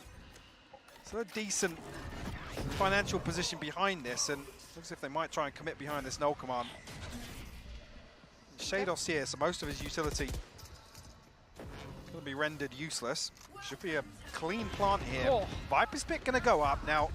Ooh, hold on. Response coming through from Trex here. One tag at least I noted, but actually no tag. It looked like he did get a tag onto Ardis there, but they've invested so much in this. But 2 players on the flank now, but 2 players to be watching it as well. So NRG fully aware, really Literally diligent. Unlosable round here. Hunter's Fury, 2 snake bites available. Nano Swarms, Koi know it. As soon as those 2 flank kills fall, a great decision to be made here from Koi as well. I mean, Cordamenta 2800, Starzo 800. Opportunity here for a weapon to be passed across. Like I said, that all hinged on those 2 kills on the flank, Lauren. Yeah, it could have changed the outcome if they did potentially go the other way, but NRG pulling out the must-win round sort of deal. Burnt a fair amount, but absolutely worth it at this point, it feels. So they're going to convert here and close the gap on the scoreline just a touch. Not letting Koi run away, and a little bit of a hunt for the rifles. I was going to say, Wolfen up on top of the hut there. Back in spawn, almost getting spotted out. He did have the operator in hand, obviously carries it across now. Fair investment here, but it's the null command and the Viper's Pit to get this round done.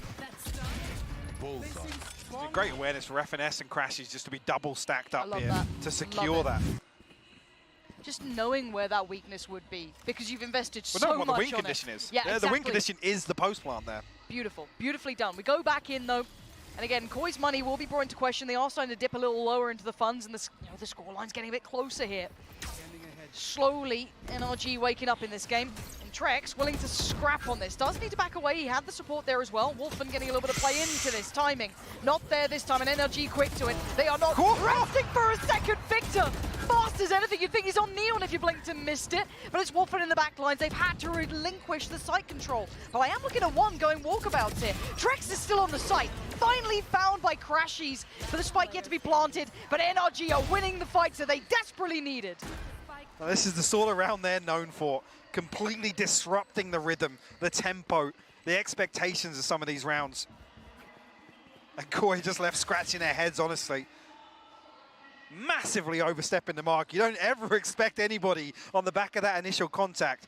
And that's Koi being aggressive there. They're the ones that are happy to dig a little deeper, challenge that owl drone.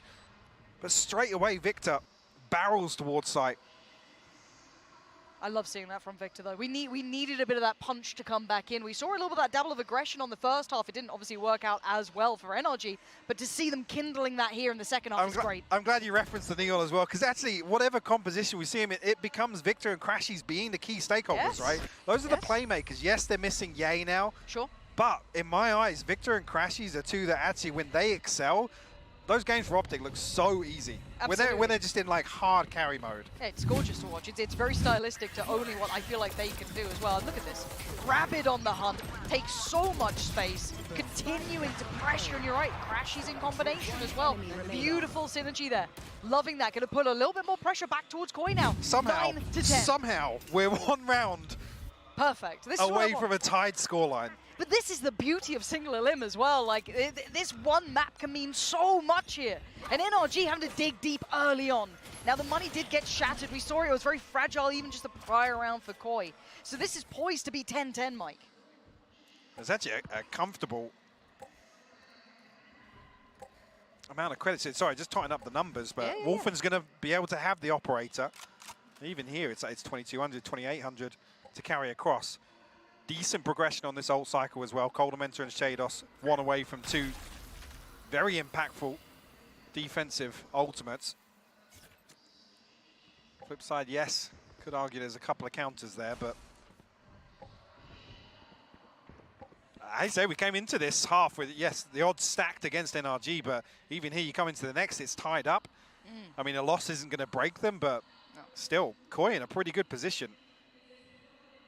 Yeah, certainly the purchase will be coming back around, but they really need to show their diligence here as well for NRG. Don't be walking into stacks or any funny business. Look at the time being purchased. Wolfen unable to find the connection he wanted. Wolfen and Shados breaking their ankles there. And the site looks like it's on a platter. Do they try and refight? Do they offset the timing? It looks like they try too hard. It's so willing to brawl it out. Crash, he's denies. And none of that pressure, none of that aggression going to work out here, trying to offset the tempo to try and maybe deny that plant and get in their faces. Coldamentor left alive, and it's a formality at this point. It will be tied up. This will be 10-10. I'd love to see you prove me wrong, Coldamentor, but it ain't going to happen. More and more examples of that main stage confidence coming out from some of these NRG players. They need it. They needed it. Called upon it when it was most required. 3 rounds in the first half, and bear in mind, one of them was a gift from some. This is pedigree coming in. This is that core 3 that we need to be looking at, and then the additions coming through as well. This is exactly what the doctor prescribed, and they are absolutely doing as needed. Problem being though, again, I was crediting that financial position for Koi behind that previous. They're going to come in 4 players sitting 1,200 and above. I mean, NRG can basically buy out even if Koi do string together a couple here, find themselves towards that 12-round mark. I think you think actually you dig a little deeper, and NRG, if they do rely back on some of these ultimates. Oh, I can't actually believe we're even here to start off with, and then you look at this scoreboard and there's so many factors to consider. Yeah. Where do your eyes go to instantaneously now? Coming into 10-10, right? Tied up. Where are we watching? Tell me where it needs to be looking. Dare I say it, coming out of this timeout, I want to see Koi start exploring the map again. Oh, get back to the aggression just a little bit. get back to being a little proactive, Yep. because that's the thing that Coldamentor is so good at doing. Okay. Dictating that mid-round, being proactive, clearing space, and then being in a position to have kind of a numbers favorable defense on one of the sites. Again, it's a big ask. When this half has gone the way it has, they've had 1 round in the second. Yes. I'm not seeing it initially here. Nope. Adjustment, yes. Shados over towards B. Well, maybe actually with this tube walk, we might even see it. This is what we've been asking for. Wolfen could have that opportunity. He did manage to find, I believe it was actually Victor even last time, but a new position playing off the back of the turret as well. It's a sketchy res. Starzo has to respect it for the time being. Has to back away from that.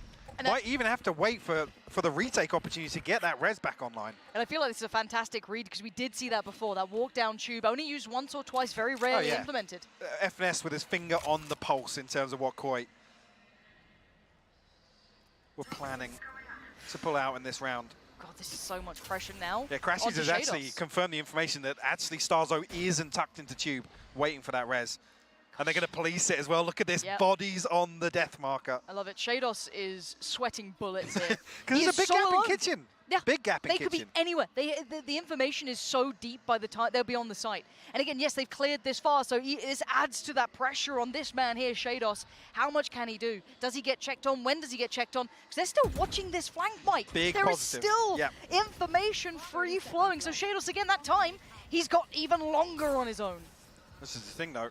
NRG have a long list of options in terms of the plant spot. Victor actually settling for default here. I love this. going back in just to ensure that that res does not come through, and Som is putting in serious work. Shados finally pulls the trigger, takes down one on the site. Som's been found, it's a 3v3, but time, the KJ ult has come into effect, and Artis is going to be getting counter ult comes in. Starzo on the punish, and now just two. FNS and Victor, and where do they go? Got to back away. Koi actually respecting the lockdown as well. Nothing detained here on either side. Time. They've got to get a move on Victor. Victor. Up so much. He's going to have his knife back, he's going to have his flash back, he's got so much kit still to play with. Shadows still alive, FNS is there, he can get back onto this one. Oh, and Victor's found Starzo! Shadows with a quick trade, but time is everything, and is running out for them. FNS, they can't do it in time! It's done for, it's 11 for NRG! What a round for NRG to pull out here. Absolute chaos, everybody. I mean, everything but the kitchen sink thrown at this round. But it's such a perfect read on both sides of this. That was beautiful. The clearance from NRG behind that res, and then Som posts up another. Just such an impactful round from him. And even though he falls here, like I said, both lockdowns come through, and all the time is expired. I mean, I think Trex has to full stick this. You can't fault him here. No. It's a high pressure scenario. There's no right choice in that, really. It's you make the best of what you've been given, and oh, the heartbreak on Barbar. He knows that round could have been just the minuscule differences coming into play here. And now NRG finally in the lead. But like I said, though, Koi still had enough behind that purchase to string together rifles here. You're right. Coldamenta with the Viper's Pit. Some sense of security towards A site here. But the rest of Koi actually scratching their heads in mid right now. NRG actually feel, I guess like they found a weak point in this defense. This time around the turret is there. Shados. I wouldn't call that weak with Shados on it now. No. Flashes enough. As contact found, slips away, does call for help, but no one's going to be there super quick. Yes, Trex does actually adjust really well. This is a little bit of an adjustment. Trex coming in to bail out is massive. Now they can start working this down. They would have at least noted 3 now, noting it all. That's the spike lost, and Koi crunched them in towards Kitchen. And you're going to have FNS and Crashies, irrelevant to outcome. Crashies would have to pull off miracles here. And he's got the first step. 35 seconds, finds the second. Crashies is fighting as best he can, but being closed in on. Another! Wolfen springs into effect, but tied up again, 11-11. Just when you think NRG are going to find themselves a bit of space once again. How's the money? How's the money looking though, Mike? Is it? NRG should still be comfortable. NRG are fine. I'm looking at Koi. I mean, it's going to be tough. It's going to be an SMG or a Judge to throw through here to round out this purchase. But even on the other side of things, I'm seeing Artis down to 350 credits. What a game. What a game. I bloody missed Valorant. What a way to start the day as well. I mean, you're looking at that first half and you're thinking, wow, I mean, this is the Koi that's shown up today. The second half. There's NRG right back at him. All the things we looked for, all the things we liked, you know, that kind of like Crashies, Victor look coming in, FNS with some hot calls coming out as well. Som being such a really nice technical player as well. Some of the looks he's been doing, some of those positions he's been playing out of. It's beautiful. Som and Trex this map have just had like some of the craziest rounds individually. In my mind, Trex changed how that last round went. That one pick, I think it was on Victor. To bail Shados out, yeah. Shados would have been dead otherwise. And we've seen Shados on an island so often. And it's certainly no holiday here. 11-11, this is when your IGLs, this is when your coaches. This is another reason that this matchup is so fascinating. It's Coldamenta and FNS, two very storied, yes, exactly, and storied IGLs within Valorant, facing off here with blank canvas, right? Coming into this. This is completely blank canvas. God, what a dream game already. I'm loving this. And I know some fans will be like, oh, you know, NRG, such a close game against a team like Koi. Look at the caliber that Koi has, though. Really take it in. We go again. 11-11. Could not be closer. Mike, what do we see here? What is that lineup? All the way towards back kitchen, but no command popped over towards A site here. 4 players here so early on. NRG expect this resistance. Starzo going to find Victor. Trade comes in. The site is manic, but it's Crashies again. The pace stage from Crashies. Animal on the site. Finding 3 critical kills. Trex, heroics again required. Not going to happen. The guts on Crashies to play like that, man. It's just another one that defies logic. Come on. How is he up there? And this is the thing, it's always a possibility with players like Crashies and Victor to just have one of those rounds where One round, yeah. Sova's in our nest. Why? Why? How is he here? Watch it again. And he just keeps going. Oh, gorgeous play. And at such a pivotal time. You could not ask for a better moment. The money will be shattered, Mike. It breaks the back of Koi's money. No ultimates available. Touching distance to the res, but NRG in a position to seal the deal on map 1 here. A long time since they really explored towards B main in the early round. Knife will clear yellow. Shados once again will be tested. How many times have we said that in this second half? If he can just try and play his life as best he can, yeah, not going to find it. Can't stall the plant. Nope. And there it is, already a post plant with 5 alive. You still have Hunter's Fury on Crash. He's got Artis with a res as well. 2 snake bites, 2 nano swarms. How Victor with the fragment.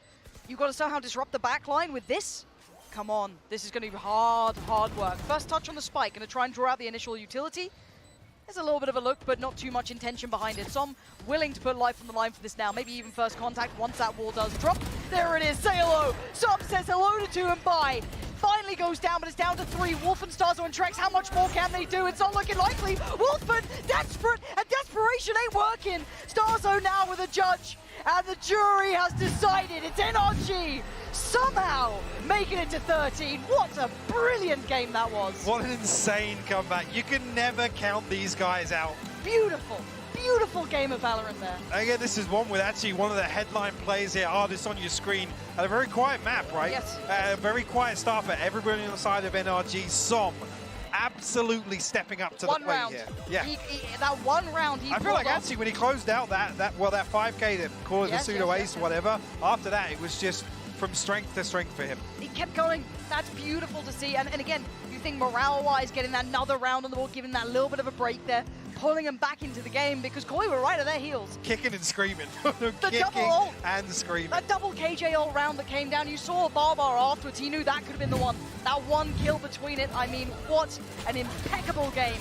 This is the beauty of lock-in, right? And this is the caliber of game we're starting with. Yeah, I mean, there was some crazy stat about how many times actually the 9-3 curse comes into effect. Yeah. That time, I mean, I'll be honest, that should have felt like Koi would have been able to close that out, but NRG just exploding into that second half. Again, even from the first 2 rounds, you can see immediately there's a completely different approach here. Got themselves right back in the driving scene. Unfortunately, a couple of the big positives from that first half for Koi just were absent in the second. Trex continued to deliver in the second, but I mean, I don't want to say Shados had a poor second half, but he was left on an island. He was left in positions where he had to really actually go over and above to really deliver. Yeah, now let's put it in context. Let's kind of, talk big game here. This was NRG's choice. So it was like, again, it's mad. It's like, how many layers do we keep going down on this? But at 13-11, again, I have to give you credit where it's due here. Som to me was a little bit of a standout in that Trex standout. You think about what Som did though, in my mind, he propelled them back into the game. Absolutely, I think without him doing what he did, I don't think they would have made that comeback. I think actually you see a couple of rounds that build upon that, the rounds where Crashies and Victor are happy to kind of mimic that confidence, right? To build off some of that confidence and string a couple of rounds together is why NRG were able to pull this off. Yeah, I'm thoroughly looking forward to the next game. I've got Haven coming up next, Mike. Where I dare ask you for a prediction now. No, don't. Start to break. No. Is it break time? Yeah, it's break All right, time. We're getting out of here. We need to go and just take a break because that is map 1 of this entire tournament. That's only the start of things to come, so I cannot wait for what's coming up next.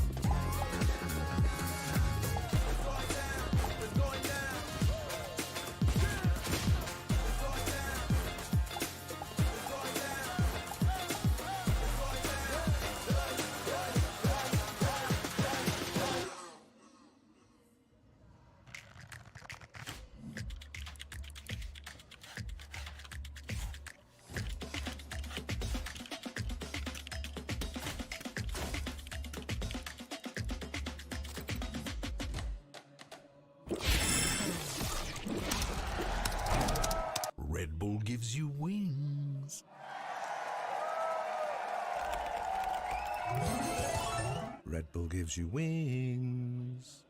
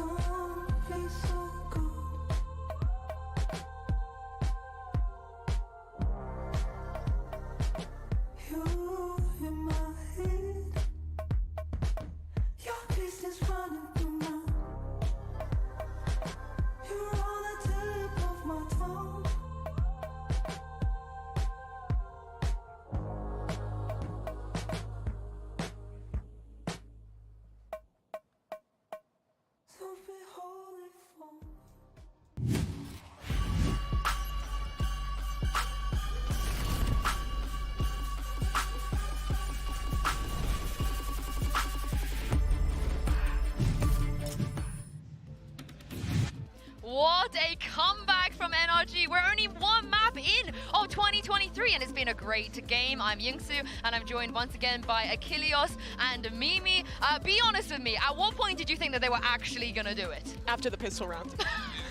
I would say maybe when they got to 6. When we had that 6-9 scoreline, that's when I started thinking, like, this is looking pretty nice for the boys. I think they're going to be able to run it back. And by God, did they. We talked about during that halftime how Finesse needed to step up, shifting over to that attack side Killjoy. The calls were so much cleaner. The desperation that we were seeing from them on the defending side, making the snap calls and having things just completely fall apart, it was gone. Everything was so crisp. They constantly had the right reads, and Finesse himself just kind of started rifling again. And just everyone on this team showed up individually into that second half. Like, Crashies in particular, I want to talk about this guy because he was having an insane impact in that second half. So many of those rounds where he was just taking a timing, finding a 2K, 3K, and just continuing to allow NRG to build this comeback. Yeah, it was nasty from him, but of course you have to give a shout out to Sam as well because he was just instrumental. I mean, even when they were still pretty down and out, he was finding impact, but things have just been looking so much better for the NRG. This is the core that we knew they could play like, you know, this is shades of Optic coming back through once they got on the attack side. And I mean, this is one of those rounds that I thought was really impactful in kind of completing this because Koi started this off looking really good. They retook into Kitchen, they found that one on out, and excuse me, this is actually one where Crashies is just finding some of that on its own. This is a round he lost, by the way, but it's no worries because he was doing so much for the squad there. But yeah, I think Optic, that point you bring up around the calling is really important because back when it was the Optic times, it was always Finesse is the best caller ever, and I think people felt like maybe that now coming into NRG, they would struggle a little bit more with that, but it felt so well put together through and through. Well, if there's any evidence that this is no longer Optic and this is just NRG, is that map pick and win rate on Icebox. Optic, back in the days, they have never picked Icebox at an international event. Yep. And Mimi, we were all really surprised as to why they did. Have they convinced you and shown you the stuff they've been preparing on this map? Yeah, I think we need to wipe away the expectations that we kept for Optic and start thinking about what the expectations are for NRG, because they've had quite a lot of time in the offseason to cook something up, and I think they proved it here on Icebox. They played really well. They were able to handle those kind of double reflanks that were continuing to come through. They were able to shut down the mid control. Every time Koi showed something new, this team had an answer for it, and that really impressed me for their first time picking this map. Yeah, I mean, there's only going to be so many times that we're going to be able to actually pull old data for a lot of these teams because there are so many mishmashes. Sure. You know, we have the majority of an Optic core, so we can kind of look back on that. They still have the same coach. They have that IGL, so we can say, okay, Icebox, never something they really preferred. For a lot of other teams, we are not going to have that capability. So we have to use every little shred of info that we can as we go through this tournament and really have these first proper introductions to what all these new teams look like. I mean, it is really a new year, a new team when it comes to the lock-in event. Also, the new player, Som. We're going to speak about him in a minute, but here he is in the Verizon high-speed moment of the match. This was absolutely insane, of course, just before the first half ended. I mean, I don't think any of us expected him to do this. No. I mean, that moment where you see the res coming out, he's still holding this back angle behind yellow. That is just moments before a disaster. You see it coming and there's nothing that you can do to avoid it. He just holds down left click, controls his spray, and just melts for the unofficial ace, I guess, counting the reds. But it was just brutal. I mean, a great way to go ahead and end out that half. And that was really kind of, I think, the big uplifting moment to drive some hyper energy to come back and run it back in that second half. Yeah, and I think a lot of people were doubtful of Som coming into this roster. You're replacing Marv. That's going to be such a big shoe to fill. Sure. But he did a fantastic job at it. This guy has never played an international LAN before. That was his debut matchup, and he was dominating. W streamer, W player, Som can do it all. I mean, one of the players, though, that they did bring in, I got to say, Optic 2.0, NRG, they can win without Ye. They have just done it. They've just won a map without Ye. They got Artis in. Here he is in the aim lab shoot around. But I do want to speak a little bit about that because obviously FNS has mentioned they like the flexibility of Artis and the fact that he was managing to do that on Sage as well. Not even on his kind of more recognizable agents, Mimi. It bodes really well for this roster. Yeah, it really did. I think that, well, it started a little bit slow, just like the rest of the team. Artis rebounded with them. And I think that's kind of the difference between him and Ye. We never really saw Ye playing that Sage. Artis is a player that I think we will see play a lot more flexible roles than Ye used to on this roster. I like that he's just having fun with this. He's just chatting up while he's also just basically hitting pretty much all of these shots. But yeah, I mean, it was a little bit of a rebound. I'm excited to see what they're going to look like going into Haven. Do we get Artis on something where he can play a bit more aggressive, have some potential bailout tactics, whether it's a Jet with that dash or you have the blast packs for the Raze, something like that I would love to see. So hopefully not the Sage, because we want to see Artis go kill.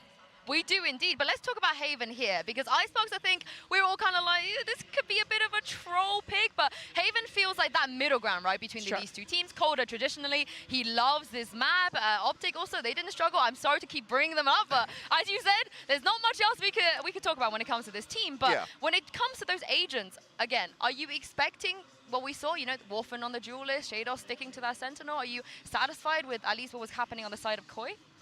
Yeah, so I think that there was some cool ideas with the Wolf and stuff. I think what they were doing on the attack, bringing in, breaking that turret, the updraft, like that kind of stuff, the reason to pick the agent makes sense to me. And he had some good individual moments there, but in the second half, I was not quite as impressed. You don't have a flash initiator in that comp. You only really have the Sova to set him up, and it felt like he was kind of struggling. Yeah, it was just unfortunately a little bit brutal. I think he had a nice, decently hot start, and then it just kind of fizzled out from there once they got over to that attacking side. That's not necessarily his fault individually, obviously. Sure. The whole core of NRG was just playing, getting like every single correct read game over games, round over round. So it was just really difficult to try to play against that, but they are going to a comfort pick in Haven. This is their selection, so we need to see a leveled up performance from everybody. Yeah, absolutely. And for Wolfen as well, I think even though that didn't work out too well in the first map, I don't think you go about and like, we're going to change everything, we're going to take him off that main role. No, this is his first match in VCT, not just an international event. He was a VRL player before this. You have to give him something that makes him comfortable. Yeah, absolutely. So I think, you know, we can just see the Jet come out. A lot of people do favor the Rays on this map. It just really kind of depends on where he's going to be at. Where is his comfort level? Phoenix? Sure, why not? It's like the one map you can also get away with that on. But I think it's probably just still going to be some more Jet from him. Yeah, that was kind of my question around this map, because last time we saw it back at Champions, a lot of teams were sticking by the Fade Rays compositions. Optic was experimenting with the Neon back when they were that squad. But now those changes have come through, and I think in some of the Challenger circuits, like you've talked about, we've seen way, way more Jet on this map. Yeah, and let's not forget, they can run that double duelist if they want to, if that is the direction they want to go towards. Let's not forget, Sentinels back at Reykjavik 2020, when they like doing that on this map. Let's not bring this up. Yeah, I mean, it works now. This is the meta where maybe you could get away with that, but again, there have been some role swaps, right?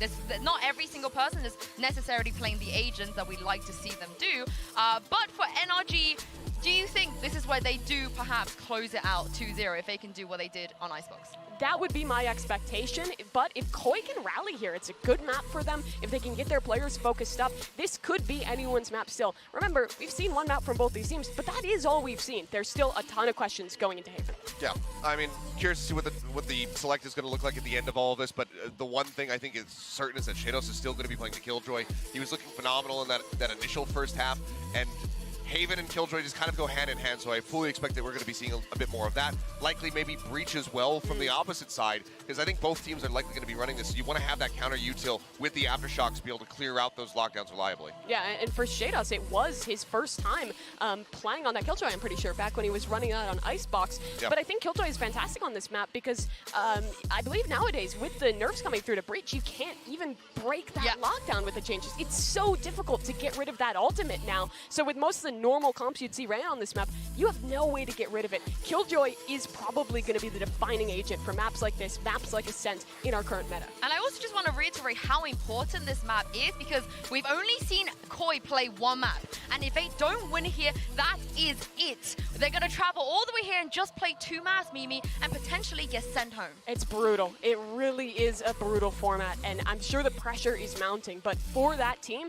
they just have to get the vibes up right now. You know, this is sure, it's an important tournament, but I'm sure their focus is going to be on getting ready, getting prepared, being the best team they can be going into the EMEA VCT League. So this is their moment to just showcase what they have, let loose a little bit, and try and find this upset. Yeah, of course, they have big personalities on that roster as well. Let's not forget Starkso, the last time he was on the stage, he was singing, he was dancing. I believe they had like a collective group sing-song as well.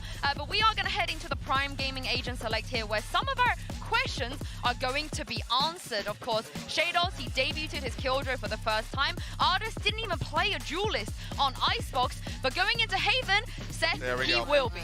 Thank you, Artis, for answering my prayers. We get to see him go absolutely ham with the Jet, fully anticipating that Wolfen is just going to be keeping it as well, because we just have the highlights here. So Victor's moved on to the KJ. Interesting swap there. Victor was normally the dive duelist player on this map, but they are making that change where they're swapping these around to give that role over to Artis. That makes sense, but that does mean Finesse is moving to the Breach. He does love his Killjoy, but I think the Breach on this map gives you a lot as a caller to be able to kind of like set the play yourself, set your Jet up for success pretty individually. So that kind of makes sense to me, but I am excited to see how Victor plays, because it's going to be a very different style in that Killjoy. Yeah, it's not a debut for him. He has played it twice before, but like you said, his play style, how is that going to work on this Killjoy?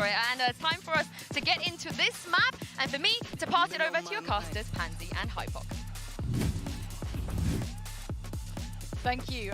Yeah, plenty to talk about, but new map, new start, new agents coming out, new time to look at how these teams approach this. Mike, where are your eyes going to? There's a couple of names I'm starting with, but I'll let you go first. I mean, I want to come back to that. We kind of hinted at the talking about the support system here for NRG. Yes. Now with Artis kind of stretching his legs, now on the Jet, this is where we can actually see what NRG have been working on, right? We can talk about the minimum amount of practice they can have coming in terms of anti-strategy. We know that's one of NRG's stronger points from last year. That could be later. That's something to look at down the line. For this here, I want to see Artis in action here, supported, especially with FNS on the breach here.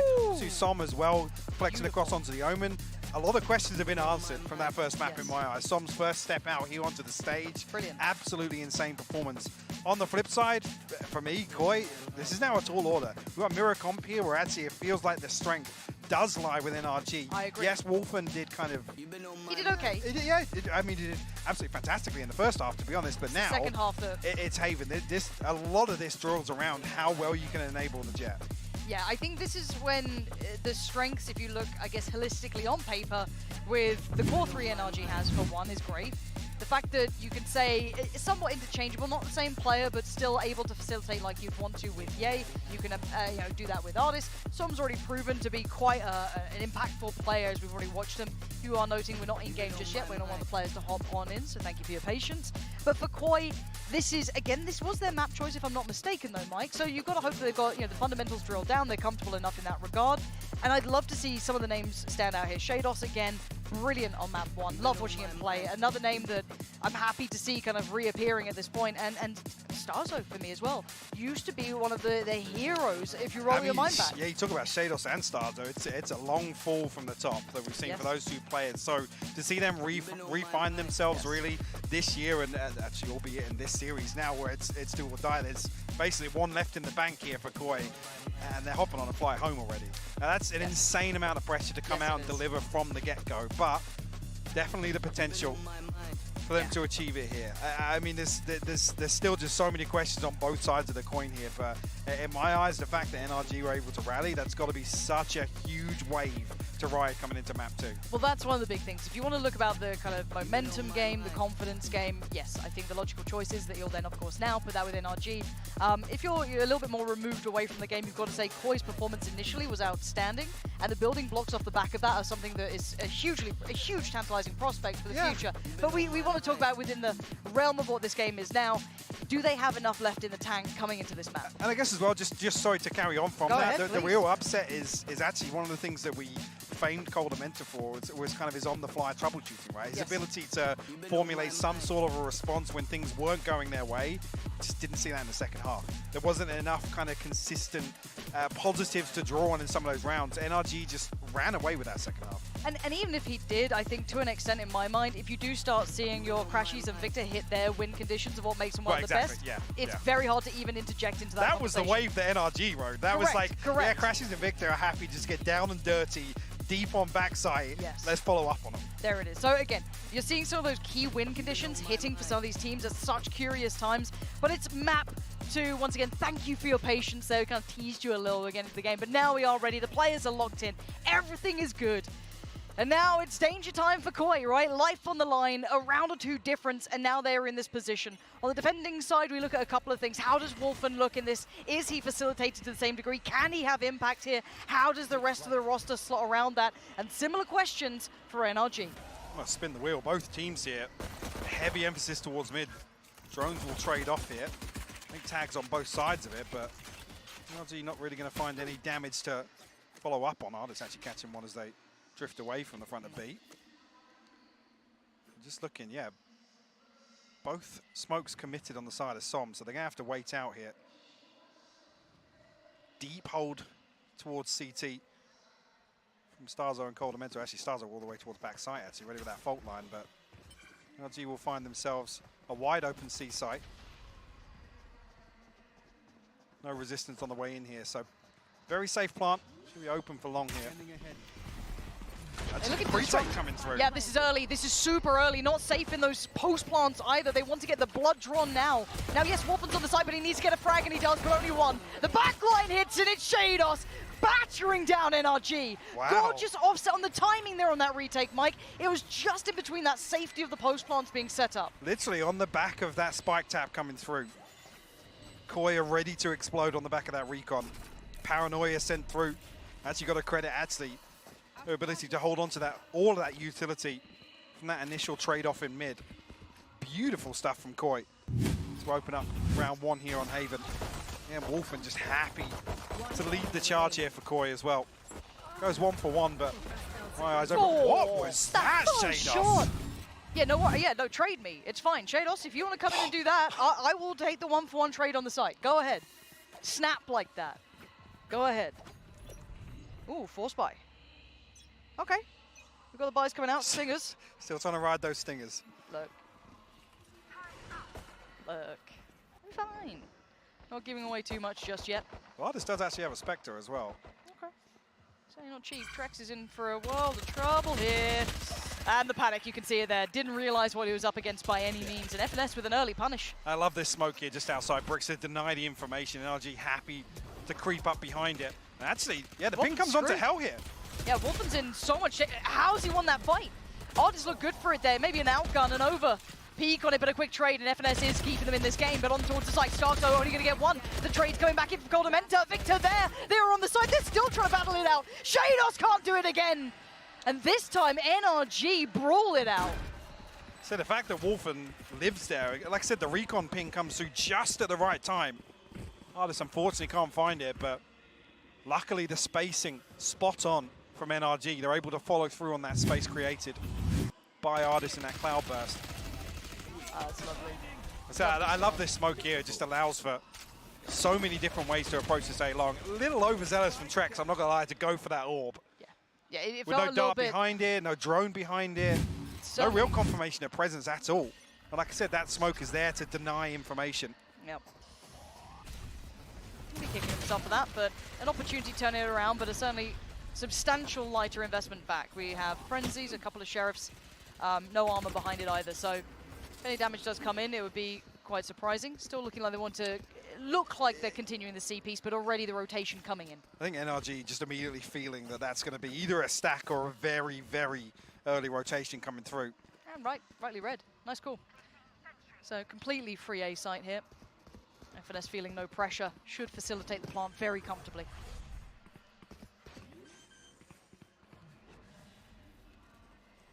Frenzy, 2 Sheriffs to work with on the way back through, but Starzo tagged up. That fault line should be coming back online, and it is, yeah, the recon as well. So a couple of tools, but it's as if Koi might just be waiting for some exits here. I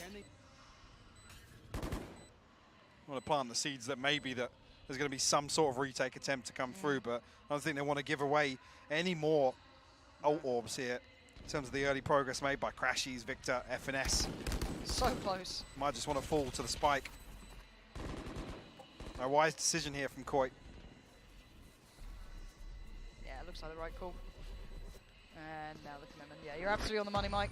I mean, you think about this here, this ultimately gives them potentially access to the Rolling Thunder, the Lockdown, maybe it's even the really Hunter's Fury. impactful ults that you don't want to be giving it up for free. So 2-1 as it stands, NRG, lovely turn in the second there. The punish on Trex, he'll be kicking himself for that, but again, well, with that fumble on A long, now I want to see what Koi's attempt is to control that. If NRG are going to kind of rely on this smoke as a default setup early on, I mean, what's the response from Koi?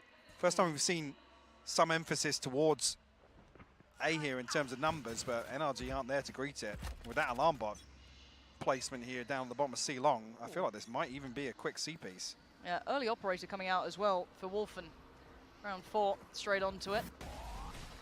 And you're absolutely on it this time around. C-piece to be seen, looking at Shados here, committing to the site, and actually gets away with straight up murder until then. FNS with a quick trade, the classic doing more than enough apparently. That's going to be gutting for them. But the site not quite fully under control just yet. FNS goes down, a little bit of chip towards Victor, but mostly gets away unscathed. Numbers advantage here for Koi. They're all on the site. NRG unable to back away from this. And yeah, Koi just collapsing on towards them. Victor, a 1v3 required. They're playing together on this. It's going to be rough for Victor here. Might get the first on one. They line up a little, but actually it's Goldamenta. Keeps it clean. The step back saves them there. And 3 will survive. Operator saved as well. I like a little swap out there for Wolfen to be able to dash back onto site. Nice little bait, actually. As soon as he dashes, Trex posted with that operator. Ready to punch up.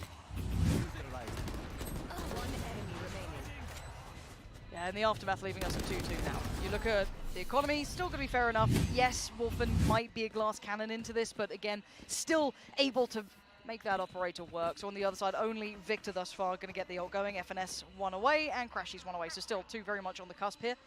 Could be something to note. And Koi finding response. The C-site seemed as though it was going to be a little bit of a pressure point that NRG wanted to look towards, and Wolfen this time willing to fight on towards it. So it does. I was going to say, Wolfen crouching on the wrong side of Plat there, especially seeing as he's glass cannon with that recon pinging him. He was actually over on the left side of Plat there to try and avoid that dart. We'll see how Shados handles this. We haven't seen too much flex through Garage just yet. We haven't seen that look come in. The default shock dart to try and deal with potentially the alarm bot or something placed in the middle of Garage. Still that nano swarm on the door. I think that's on the back of the turret contact. Yep. And it's a bit of a spray, doesn't really find too much for it, and we'll have to now rescind the control towards Garage release initially. No big hit towards the site, but now with that amount of utility coming in, they know that they've lost that. So many ults now coming through. This will be a full retake at this point. I'm looking to see what's anyone trying to work anything in him. No, this is all just going to be respect the plant. They'll probably push up a little towards CT. You've got a deeper Garage hold, but other than that... Concern being, there's no flank here. Nope. So, Som's going to feel really comfortable at the bottom of C-Long here. Couple of members of Koi maybe looking to flank Garage, but with a double stack in there from NRG, this is problematic here. Haven't got that same pop from CT this time around. They absolutely don't. There's very little pressure coming in unison here. Victor finally feels it coming in through the top of Garage. That looks like a high priority, and yes, the paranoia catches, so they do manage to start taking in towards Garage. Looking towards CT, they don't have to find the same success. Crash is holding them back with a second. Now Coldamenta needs to do some serious work. 3 is all he can find, and that's all he's going to get. Starzo going to take that operator out of there, and the 2 will remain. Som and Artist still alive, and NRG going to make it to the 3rd. If we see Koi continuously rely on this operator, I mean, we've talked about credited their ability to swap it out to Trex previously, then Wolf and dash on, but I want to see some early round value from it. Whether or not NRG are doing a good job here of prioritizing towards C-Long, maybe trying to navigate away from Wolfen, but Koi need to see a return on this investment, because if they're going to play these retake setups, the operator becomes such a disadvantage for them. Starzo currently has the operator. Wolfen on the Blade Storm, yeah. Okay. Want to see how that looks. Again, this is what we're just learning. It's just how do these teams kind of shape up here. Gonna hear that rattle through. Early utility to deny space. And this smoke again. I've actually slipped a player up behind it as well, so I'm going to play off the back of that and get quite early in towards sewers. A big positive. Right, Wolfen's here with the Blade Storm. There's a recon bolt behind it just to clear the space. NRG might actually use that to advantage. Koi might feel like this is a little bit of a pump in the early round. Wolfen's going to have his hands full. He's got to do well here. He needs it. And a one-to-one trade felt like he needed a little more, but Trex quickly on the case. Going to backfill that and take down Artist, so keep favorable numbers. 4v3 and they fall away. Beautiful flash from Starzo there as well. All the way back from that CT arch. That actually gives Koi the numbers advantage here. FNS maybe just waiting on that fault line to come back. Still got 2 flashes to work with, but lots of tools at the disposal of Koi. What? Some had both smokes up there as well. He had everything to play with still. Not sure if they felt that they had that for free. I'm not sure what the read was there. Maybe feeling Trex was the only one on the site, but again, the flash had to come from somewhere. Plants come in, but it's 2 to try and hold it. No flank on this either. All through CT or Heaven. So FNS has to be super aggressive here. How are you going to do so much damage? Yeah, Shados and Trex. Quick work, light work. NRG feel like they got the read there, that Koi are going to rotate off A site, but certainly feels a little uncomfortable to see an Omen with both smokes available. Just shift walking out of short. Dreamy for Starzo on the other side, obviously. Going to ask for an easier start on that. Maybe just looking to catch a timing on somebody, catch somebody off guard. Thought maybe if it was faster, you could have caught when Trex was falling away from that potentially. But yeah, maybe not noting there could be an additional player here for that quick trade. And maybe feeling, yeah, after this kill he had the timing to maybe slip up, but there was a fair amount between that kill and the time he pushed up sewer. Anyway, 3-3, opportunity now for Koi to build. Operator back in play, but it's Coldamenta this time with it. This is very curious. It's really being filtered around the place. Not sure how I feel about it.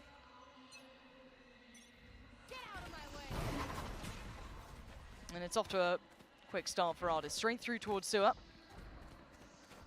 Nothing to really deny him. You've got 1 player on the other side, and that will be Shadow sitting deep towards CT. So this side will be theirs. Well, I mean, they've got the lockdown. You can see they've got the the Nano Swarm to try and just delay the plant a little bit, but there's already bodies in place here for this retake.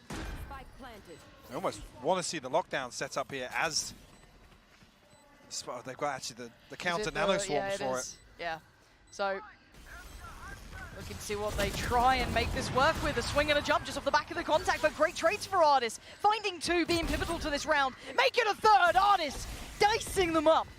And just holding towards CT, waiting for that next victim, that next player who dare do it. And no one feels that they can. Trex, ooh, damage done, yes, 1 but HP for Artis. Unconfirmed. Artis can now back away, hopefully with his life. And the damage has been achieved here. That quick take towards A was perfect. I think maybe Koi are just thinking there's a Hunter's Fury available, like there's too many things that we can't pin this retake around the lockdown, but then you got to question why that's the setup initially. Yeah, if you're not going to play around it, maybe try and post up towards long, try and take the fight there. Not sure, but... Like I'm saying, the one kind of way to make sure that you find some value off that is make sure that lockdown goes as basically as the spike is being planted. I'm maybe sure actually as well, with Trax posting the Hunter's Fury, there's an opportunity to counter Crashies. Yeah, lots of questions there. If that was the plan from the get-go, why they didn't follow through from that. Maybe just a frantic call there, bodies there early enough. When we look at these teams, they're not quite in that full form yet. We're still seeing a couple of those arrows being quite exploitative at this point. Mid-pressure seen this time. Starzo's got to be very careful here. That owl drone very much... Yeah, Starzo's lucky to be alive. Yeah. Very lucky to be alive. Yes, there was backup there, but again, early presence towards this B site has been pulling the rotations. Force Starzo back into a fully supportive role here on 42 HP. Still got some utility to work with. 2 away from that Rolling Thunder as well. And NRG regrouping towards C-Long. Wolfen, unnoted as of yet, but that operator is back online. Doesn't really have a second leg to this defense, though, so... I need to see around from him, Mike. Yeah. I'm a bit worried here if he's going to be feeling a little rusty, but that's a great shot. Takes down Artis and slips away towards CT. They don't need much more than that. Maybe try and hold backside control, but that's about it. Now Spike's going to go down. You're Potential absolutely right. Here. This should be the one. Shadows is late, though. Yeah, didn't quite catch the timing on the paranoia there either. Stun not going to do it. Now Som left to his own devices. Actually able to get to safety, not punished either. Koi struggling to capitalize on some of this utility and FNS. Feeling it! Gets involved! Loses his head, but takes down one with him. Koi, considering the safety, you can see already, they're retreating. It's enough. Yeah. FNS. I mean, luckily he swings in there to try, I don't know, maybe to catch one off guard, but they're trying to retrieve the operator as well. Opportunity for him to just find 2 or 3 inside that smoke. A crazy play from FNS. I got to say, I come out of that round scratching my head a little bit.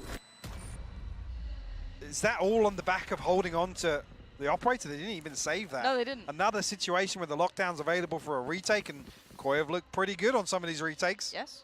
It's just like they're missing that one step, that next layer, which I'm kind of waiting to see that lockdown be part of. And this was the first shot from Wolf and did manage to make it out. And sadly, that utility, you can see it just not finding purchase there. And FNS just heating up, going in on it. It was enough to send them walking away, though. So by all means, 3 to 5 the now. question I NRG. have, at that point, are Koi looking to save that operator with 4 standing and a lockdown of it? That's why I come away scratching my head. It felt like it. Which I don't know if I love just yet, but... And look at the pressure. Early pressure from NRG towards long. No subtlety about it this time, and 3 players on the other side. So they continue this way. Wolf and Trex, both on this. Flash on long here. And yeah, this is when trouble aplenty. They can't escape, they can't run! Oh, it's a crash, he's catching them by the heels.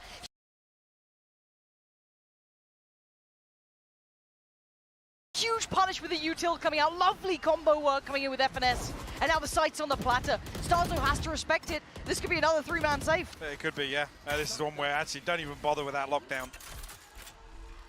Crash is still with that Hunter's Fury available. Yeah, Koi already making their way over towards Garage. Not seeing that same level of confidence we saw on Icebox.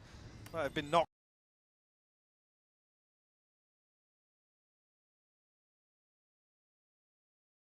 just a little bit coming into this map too.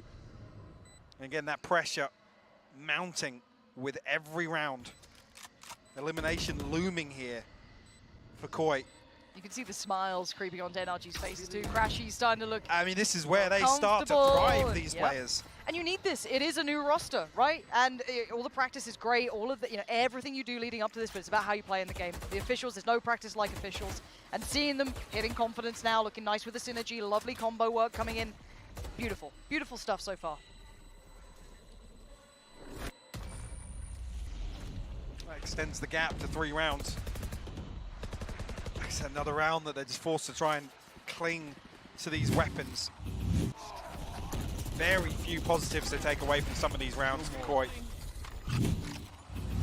Love this creep up as well, and we're almost in the right place at the right time. It looks like they're ready to pop off of a flash to clear long, but the Rolling Thunder posted just as they're about. I think it's going to come on the back of a contact of a smoke or something. If NRG put down a smoke on Heaven or towards Spawn, that's when they're going to try and clear through, but I'm just not seeing that decisiveness from Koi once again. Crediting how proactive they were on Icebox in taking space back, denying space from NRG. Haven, a very different story now, Lauren, and I'm already starting to get worried. We're in round 10. It's a 6-3 scoreline, but the nature in which these rounds are going, I'm already very concerned. I think the concern's warranted, and probably as to why Barbar's hit the panic button here.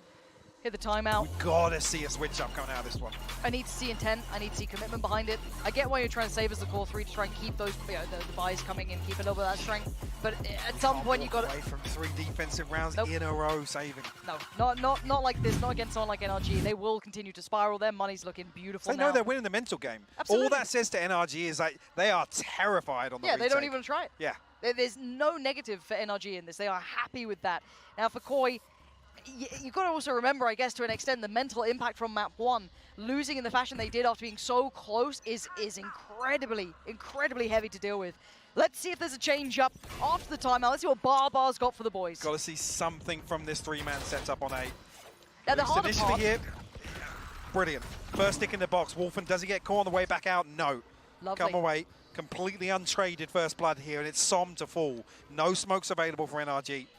But they're already in on the B side somewhat. Coldamenta really keeping note of that, though. Does find Victor, but it was Artis who slipped through. And yeah, Koi now starting to go through the motions. It's working perfectly. Koi looking comfortable now. And Artis last one alive. It ain't pretty, but he gets the job done. Coldamenta, no worries in that. And the difference there is night and day. Flawless round. Prime Gaming flawless round coming in 4-6. But this is when I was a little worried for Koi, because obviously, so let's say we came to the conclusion, a little bit more aggression and confidence behind it and commitment behind it could be a good answer for Koi. Obviously, if you're NRG, you're also aware of that. I was waiting to see a default, see if that would come in. But this was lovely from Wolfen. Job done, gets away. The next question on the list is sustainability, right? How many times now? Do you have that set up and ready for everywhere? Yeah. You have that one opportunity to come out of the timeout, catch somebody off guard, disrupt that kind of default early on. Look at FNS straight away, looking to try and find the punish on this one. They sat ready for it though, turning the flash as well, and Wolfen just getting his head into this one. Straight in once it doesn't get it, gets denied, and Artis sends him away. It's the player's life too, does not fall on a trade. Again though, where's the second layer to that? There's 2 other members of Koi on A site, and Wolfen's the one to... Desperate for it. I mean, you never want to be the person to have to dash on and take a 1v1 with Artis, but... No. Okay, I don't mind this though. Hats off to the kid. He's going to hear this alarm bot as well, I think. Yep. Well. Does anybody see the smoke? They're going to see it when they get past these boxes. Coldamenta, I feel like he's dead here. Yeah, absolutely dead. NRG's timing could not have been better. Falling away from this Coldamenta, maybe feeling they were still meandering around A long, and there actually are still 2 players here. Som's going to get a dirty lurk behind this. They're double pump. They're going to deny them from saving. Yeah, look at that. Perfect read again. Just backfilling this off the contact towards long. They knew that they'd have to respect that and pull those 3 players back to potentially deal with the C hit. There was a lot of players seen. So again, this is perfect calls, lovely reads. But actually, Starzo's still sharp for 1, but he needs a bit more. There's still 4 players alive here, and you're down to Trex and Shados. They've been sitting, playing for these, saves and trying to keep these weapons up. And Trex is still desperate for it because Artis was maybe overheating a little in that. Want to try and punish Trex again. Still dancing around, but he's got 5 HP. There's only so much one man can do, and it's all but done. NRG pull it right back in. So we're starting to see some of these plays that we're kind of talking about, right? There's smiles on the faces from NRG. This updrafting into the Aldrone on Heaven. Coming into the last round here. Have that operator available. Everything but the Hunter's Fury for Koi. Again.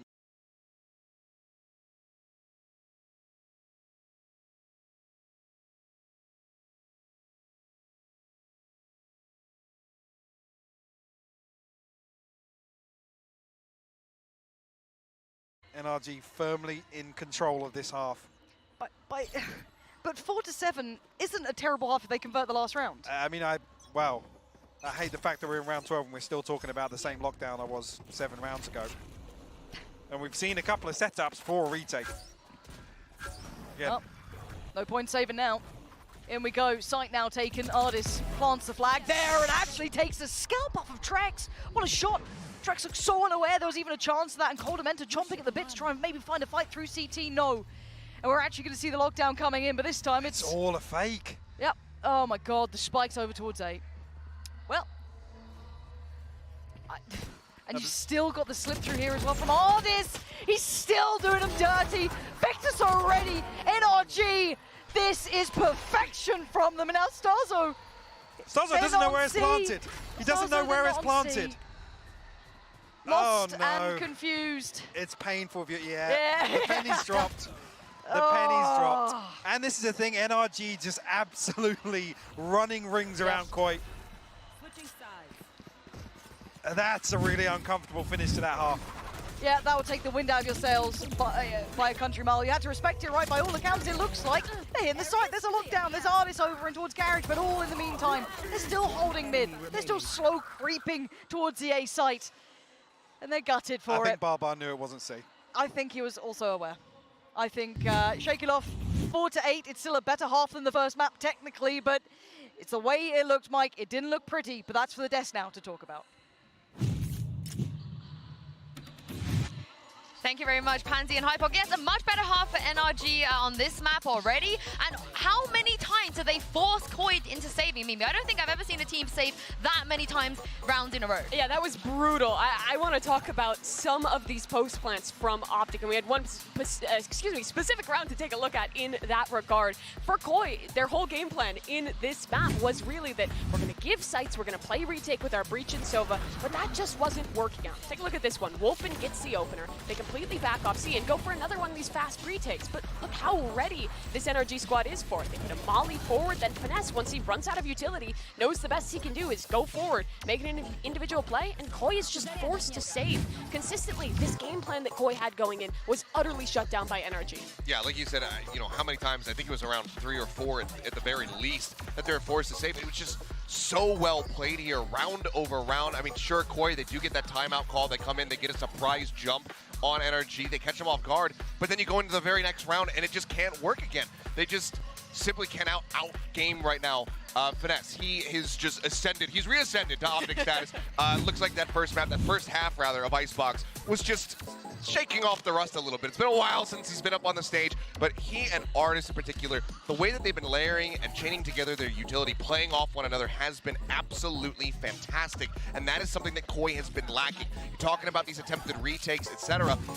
As we get ready to shift over and have NRG on the defending side, I can only imagine that if they do get into a retake scenario, that same synergy is going to come into play and they should be able to get the retake time and time again. So Koi needs to step up. It's do or die for them now. That is so brutal for Koi here. You lose this map, you're out. You're sent home immediately. It is such a tough situation for this newly put together team to be in.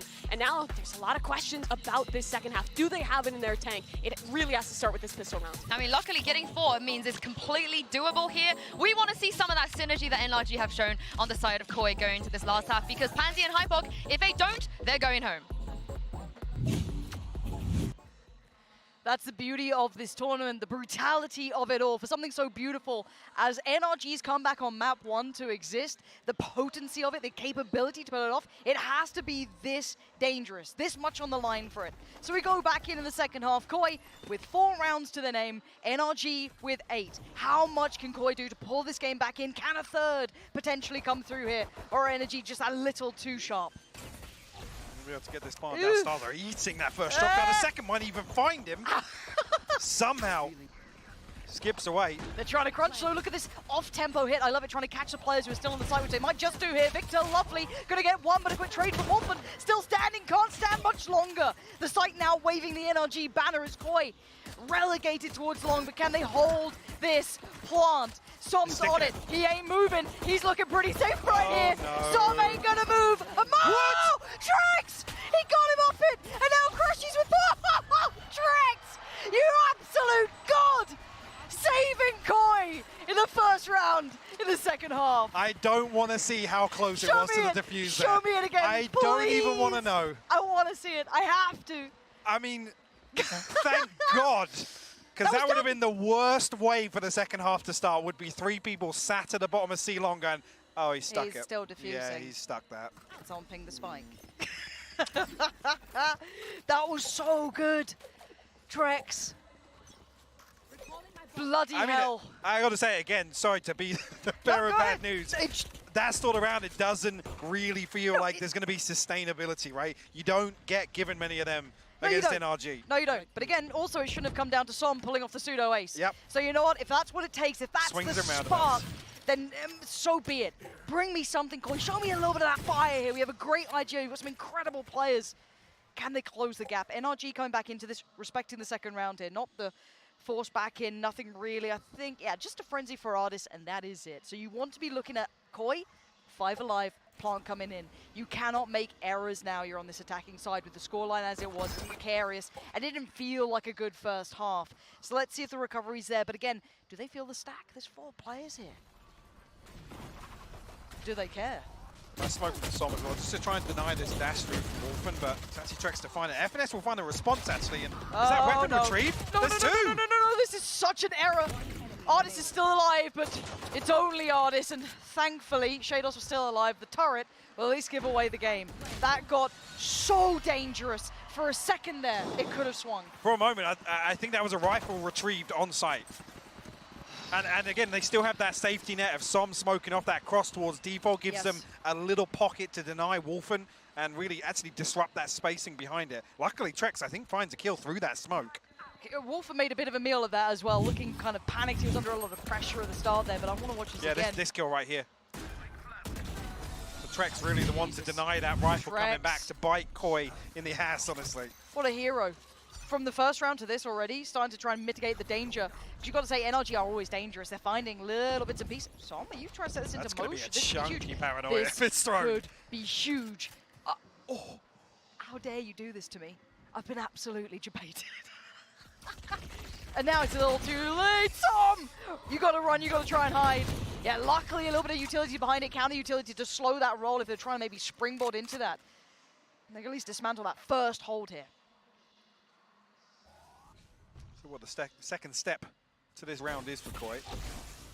Not much achieved off the back of that information. And actually, NRG already completely reshuffled their formation. But I love this, posting up Som, deep on C-Long. Yeah. You have a proactive, not hyper-proactive, but, you know, at least taking a potential fight here, crashes. They're keeping great information on the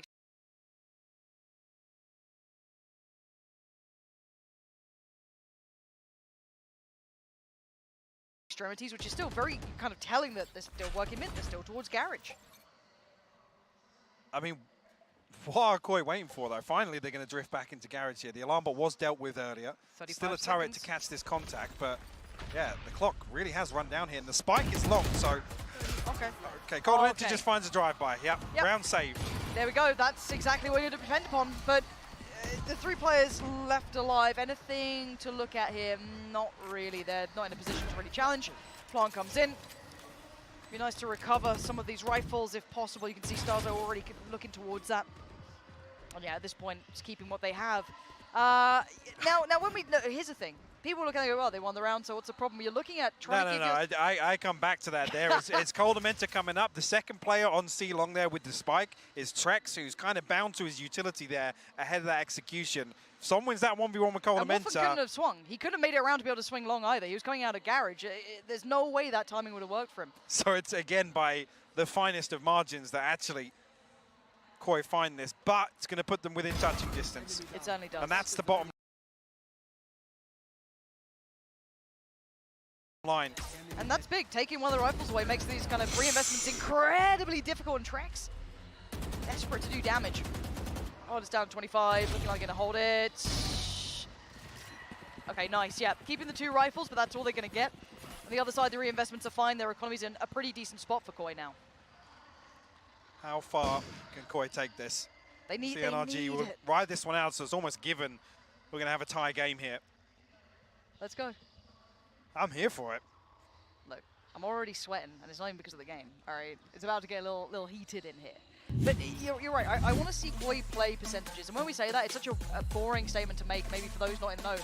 It is a percentage-based game. Explain it to VLR for us.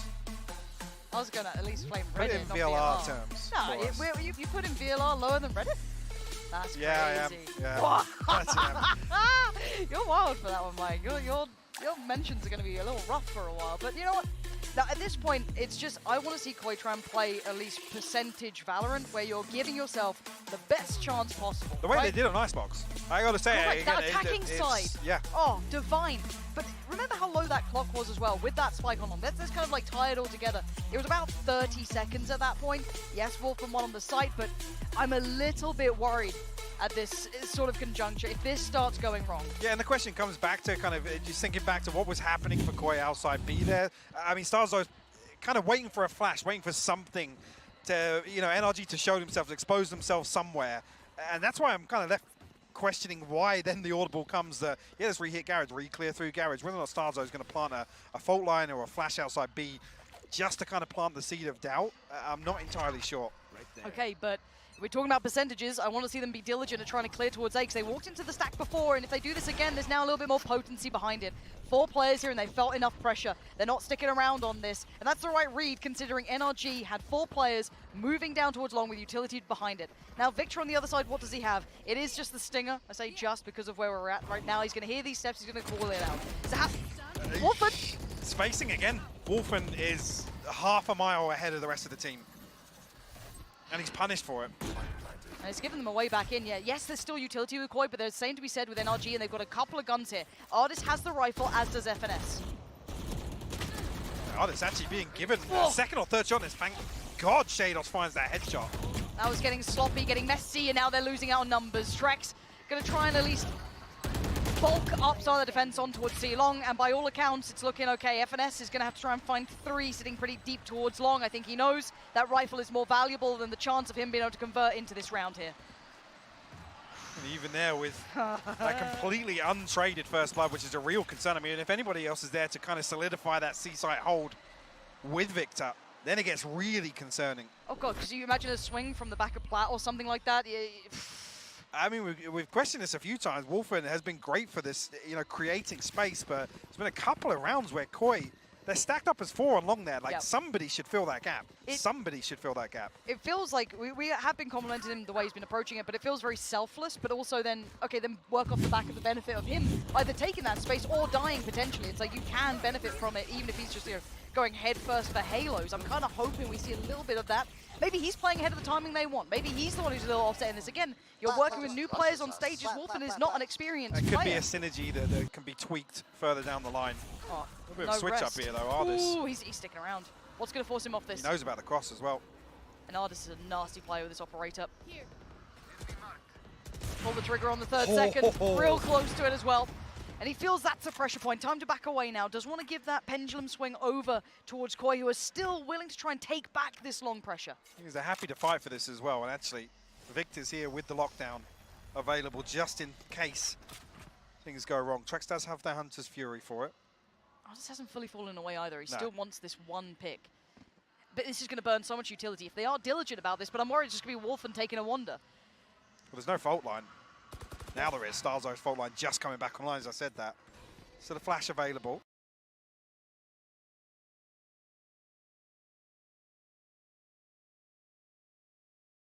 Okay. Oh, it's Justin Long finds Shados. It's gorgeous. NRG posting up pretty aggressively on these angles. Not sitting deep by any means and actually not falling back. But they have lost sight control. Cordamenta so unaware. Didn't even turn. Didn't even look towards it. And now just 2 on the site here, surrounded.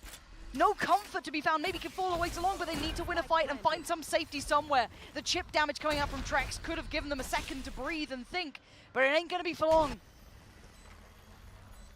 Set up here for the utility as well. Trex forced a little closer towards spawn.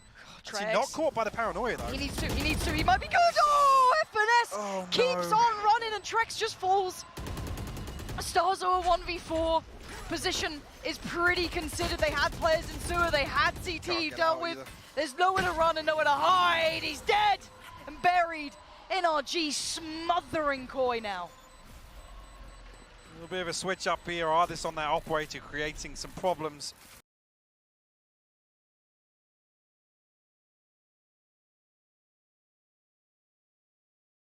For Koi to overcome. Actually, it's the second layer. Victor to find that follow-up kill here to really shut down A site. You said again, it's a little awkward with these smokes, creating pockets. And NRG playing off them time and time again. We saw it in the attacking half as well. So credit really to Som in that regard. Just mixing things up and leaving Koi guessing. Like you said, Coldamenta none the wiser to somebody drifting back out of that smoke. 8-9 though, scoreline still close enough. Still got to buy behind this for Koi as well. Blaze Storm to offset that. So you're almost looking a little healthier behind this purchase than NRG are. Let's get that spacing right with Wolfen here. Ardis, present. Sees nothing beyond this though. That's just now, garage control taken. Previously this ended up on a re-hit towards C. This is when Koi paused outside, waiting for that utility cooldown, but it looks like Crashies might be tested here on A long. The Owl drone is from very, very deep in spawn, so not going to get deep information. Actually, the response is there from Crashies, and he should find info, yeah. Yeah, absolutely. Oh. The Hunter's Fury to slow things down. It's a double tag! This could be massive, and it is Crashies finding Coldamenta. Another 2 tags! He's done so much damage to the lockdown just to make sure he's safe. Look at the time! Hesitant. They've got 35 seconds, and they've got no information. They've got nowhere to go. There's still 2 on C, Lauren. Garage is a player in it. Wolfen's running into his death. He has no idea. They already cleared it earlier, but Som's here. Perfect play from Som. My God. Positioning divine. He's read the round, and now Trex. It's a formality again, and Som played that so well. The positioning was great. Credit to Crashies. You cannot question that round. That is poetry in motion from NRG there. Crashies with the Owl drone, just finds the blind tag. But it's the Hunter's Fury. I think the reveals another 2 or 3 players here. Yeah.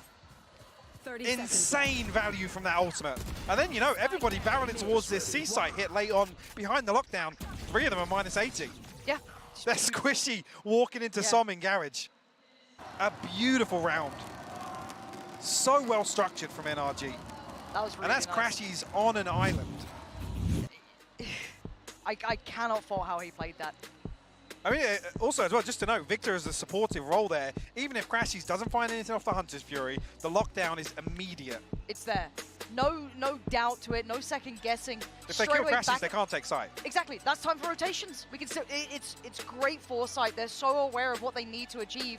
They instantly bail their player out. How many times we're saying, Shados is on an island, where's the support? Finally, yes, Trax did come through on map 1, but again, this sort of synergy is what you expect from that core coming in. But it's the confidence as well behind that setup from NRG. Two people just absolutely cemented on C site. Som drifts into garage, tucks into a dirty little off angle. I think finds 3, maybe even 4 by the end of that round. Yeah, he pushed out for it. But it's the confidence that NRG have that that's going to pay off. They're playing so well here. Unfortunately, quite with the way this map has gone as well, it's another round that just feels like they're chasing their own tail. They're feeling very red. Even that close Owl drone, it feels like they're feeling so red in this game, and NRG weren't even there. They were just in the right places behind it. But again, we go through. We look at what we've got here. Wolfen, maybe depending on the knives, everyone else able to fashion a purchase. Operator still in the hands of Ardis. Not really have to see that sing just yet, but it could be the round now. Wolfen first on the chopping block, potentially. Ardis could be a big test for him here. Flash goes up, and the swing. Uncharacteristic miss, spurred a second bite of the cherry. He knows he's under pressure. Wolfen trying to close the gap here, chase them down. They're actually going to slip out through CT. All the players backing away from this one. So yeah, do have the Rolling Thunder available for this. And do they opt to actually pull the trigger here as the par comes through? Starzo maybe going to get pinned onto site here. He's in trouble. He's in real trouble. Wolfen wins one fight towards Garage, but it's an absolute bloodbath in favor to NRG here. Back on the side here, Wolfen needs more. Needs massive impact. He ain't gonna get it. Shados needs it, doesn't get it either. It's NRG clean on the play back in. And now it's 11 calling. And NRG willing to answer. They are looking good, Mike. Well, the response is there in the second half. Have to see how it lies here for Koi. Again, questions start to rise now about the funds. Still got 3 ultimates to work with. It's not a comfortable purchase. And they're really at a crossroads here. A 3-round deficit, NRG knocking on the door of map and series point, elimination point for Koi. Yeah, we can't stress enough how hard this call is going to be. And the buy's changed already, Mike. If you caught a glimpse of it before, they're going like armors, they're going rifles, they're trying to scrape this together. They know they need this round. It's been 3 on the trot now for NRG. It's time to wake up for Koi. They have to try and pin all these pieces together that have been lacking. And Som, respecting this hit, needs to get the hell out of danger. C-site is theirs. Spike is on the way. Gonna have the same opportunity for the retake here. So Koi, just felt like that was the one thing that went wrong for them. It's an open plant, nano swarm down. Wolfen going to entertain the idea of sticking around for it. Actually, Shados considering the lockdown here. But look at this flank. 4 players on the flank, and Trax is util in hand. There's no one here. If he crests that corner, paranoia. That's 2 core with the paranoia. It's going to call all the players in. Starzo takes a whole lot of damage. He's down to 6 HP. They got to buy time. They got to do something. Goldamenta dives into the jaws of it. Trax stunned. NRG battering them down. And a 3v2. Wolfen and Starzo still alive in a switch of position. Som dips in towards the site, avoids the stun. Still fighting, still standing, tapping on the spike for Wolfen. He's behind both of them. Find them. Oh my God. What a time for the young gun to find some form. Everybody falls though, and that was the forced purchase from Koi. They're going to come out of that licking their wounds. Going to have to scrape together another purchase. Further investment here in terms of the ultimate. But it's do or die, and they deliver around here. They find their 9th. He was desperate, clawing into this, and I mean, it was just manic. I mean, thank God for this. Starzo was on, what, 3 HP as well there. Just bleeding, the walking wounded, unable to do too much. 9 to 11. What buy do they have this time? Oh, Spectres. I think it was only like 2 rifles I saw as well. So getting harder and harder to make this one work, and it looks like a rinse and repeat. Run it back from the last round. Som dips to CT, and you can see the side taken. Wolfen and Shados need to have impact here. Trex has his ult as well. And we're going to see the plant coming through. You can say with a couple of Spectres, they can't actually rely heavily on this long setup either. But they're all going to it. I mean, it's only the Hunter's Fury to play off here. Tell me they're going to get proactive through mid. Tell me something, Mike. Tell me they re-clear Garage. It looks as if it's going to be Shados and Coldamenta going that way. Victor immediately punished.